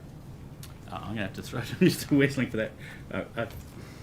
Recall. I don't know what was in that September notification, but I can tell you the estimates at the moment, because we're running the remediation program, is about we expect to remediate in the order of 17,500. How many, sorry? 17,500 workers we anticipate remediating. We're working with, like we did with Piawi, working with Service New South Wales on a proactive payment program, as well as with the CSPs where we're dealing with open claims to have those errors paid and fixed.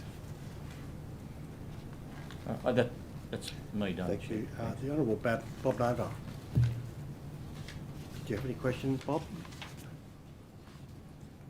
Yeah, thank you, Chair. Just a follow-up question to Mr. Roberts. Just upon red flagging a potential indexation issue with SIRA in 2021, and then ultimately advising them that it was a significant matter, was any advice provided along the way to SIRA to give them comfort about the issue? What sort of advice was provided by icare along the way to SIRA until you finally concluded that it was a significant matter?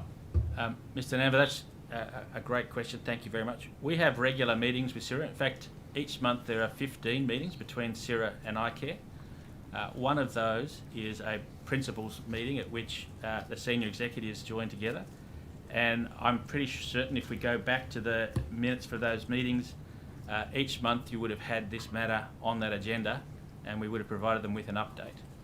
The conversation is not we're waiting till the end of it then to form them. It's certainly one where, and as evidenced by the letter that Mr. Roberts was talking about, we are talking to them pretty much continuously. SIRA are inside icare on a very continuous basis. Okay. You mentioned earlier about the concerns you had around the range of guidelines and the prescription that's given by SIRA and I suppose the case management.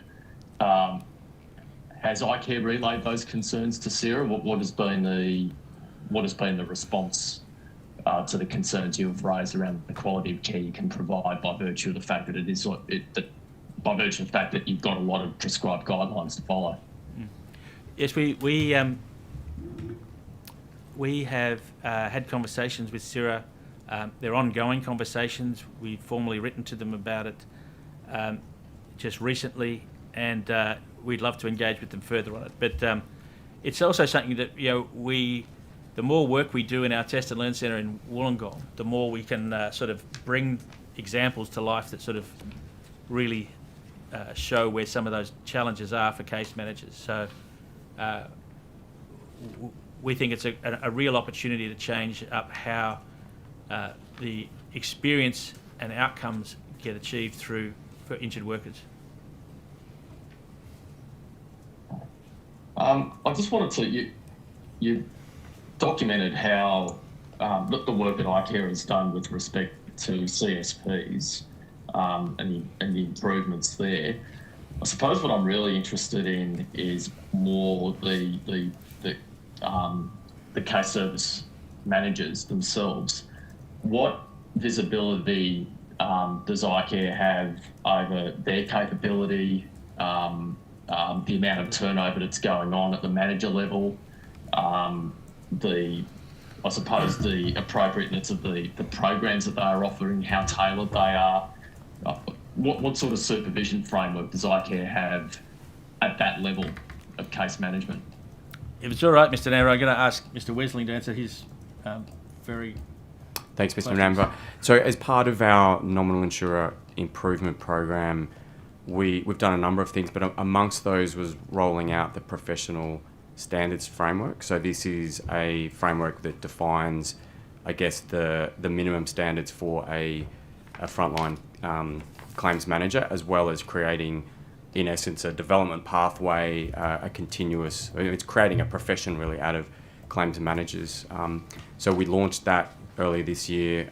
We're in the process. We've finished baselining exercises with our CSP, and we're going to, at some point in the near future, commence reporting on, I guess, the skills on the front line, and that will become a point of competitive difference, I guess, between claim service providers as they look to build that workforce of case managers that we saw from the McDougall review and the Door review is so essential to getting the best outcomes for injured workers. So the professional standards framework, it's the first framework like this nationally for workers' compensation claims, and that's in the process of being rolled out.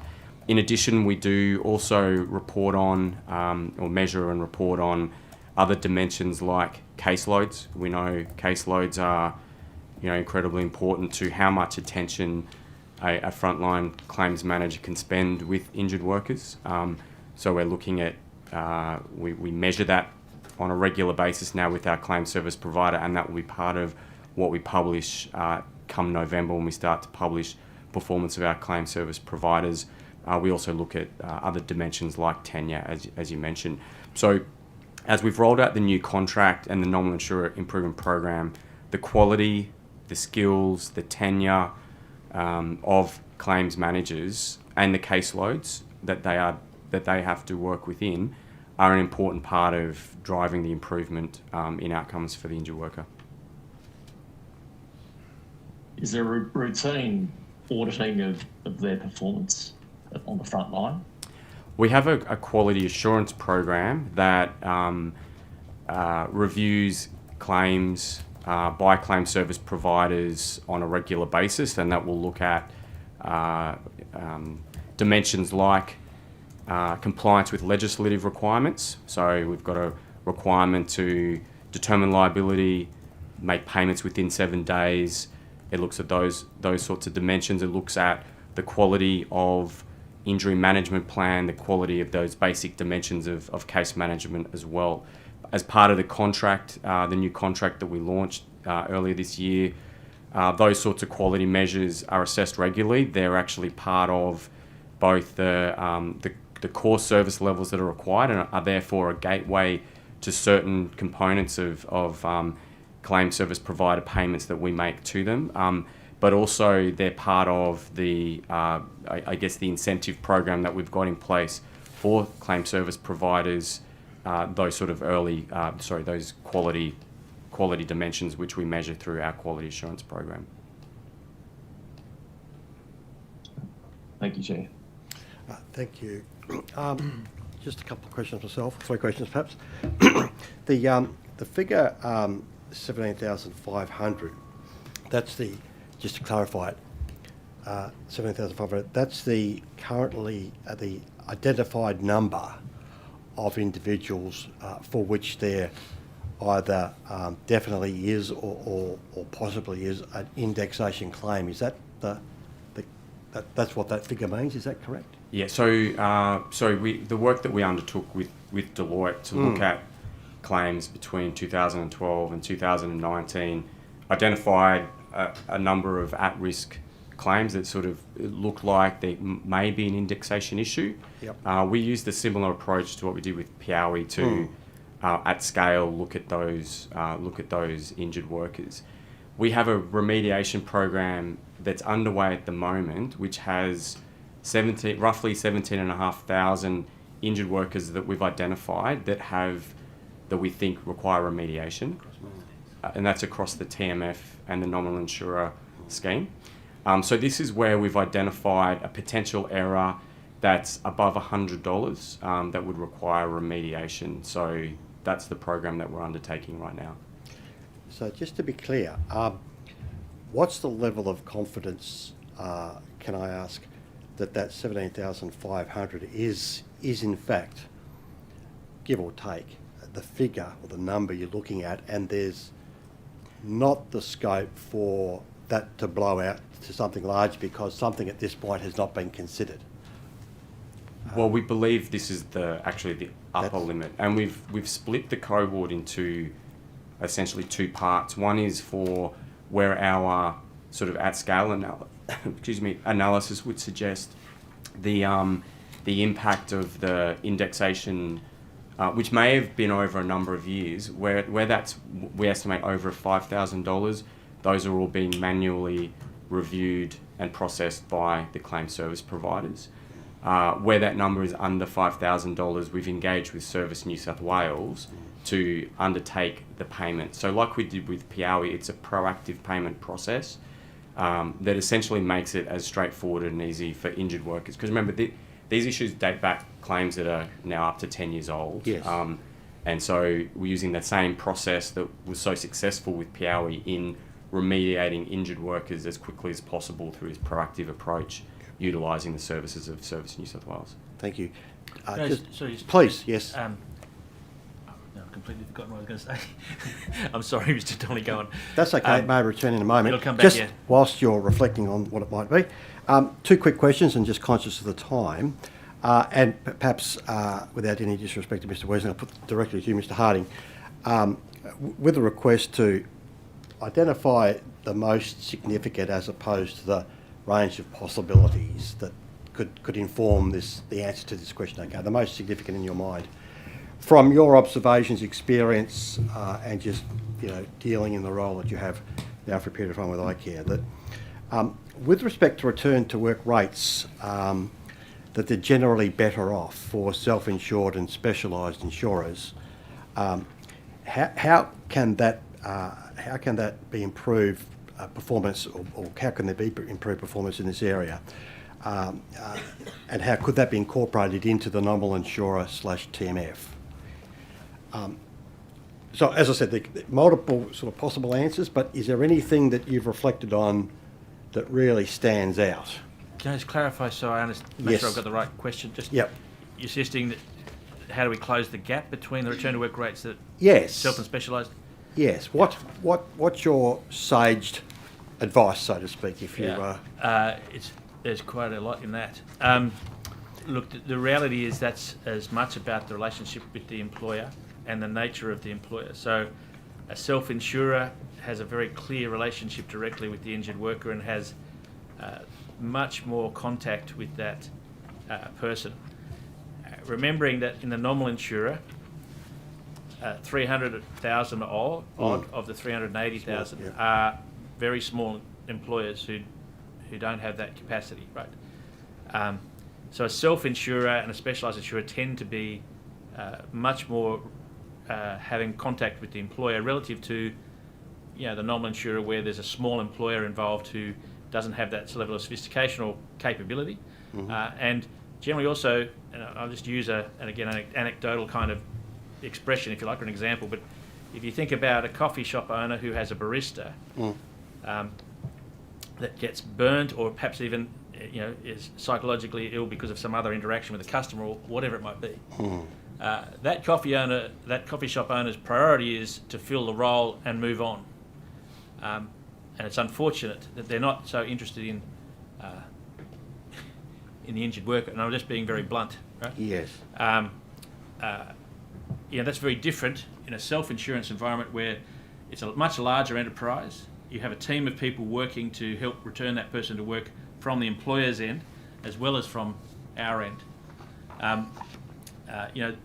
We are doing, and so to translate that to the agency, government agency side, we're doing work through whole of government at the moment to identify whole of government return to work opportunities, because a lot of the time people don't want to return to the same, especially with psychological injury, to the same workplace. So how can we find movement across government instead of just agencies? And education is one where this is a very big opportunity to see if people can be used more broadly across government agencies rather than not being used in an education environment.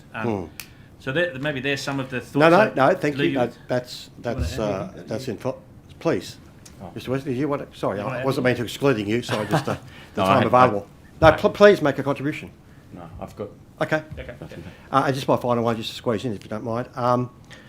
It's along the same lines, to sort of the most significant observation as opposed to potential range of possibilities. That, and perhaps in some respects you've partially answered this, but with the TMF, psychological claims remain at around 25% figure or thereabouts of claims compared to a much lower figure for self-insured specialised insurers.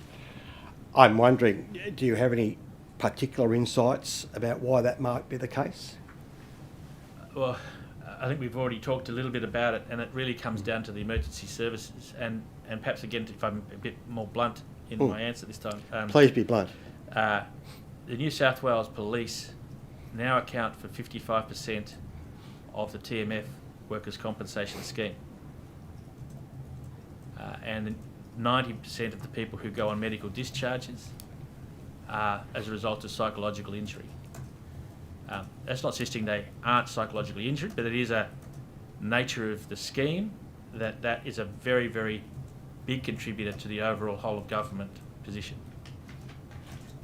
And how we think about that segment of the workforce, and a very important segment of the workforce in terms of the role that they play, but how we think about them, I think, and how we deal with that challenge, I think, is a real one that is open for government to attack.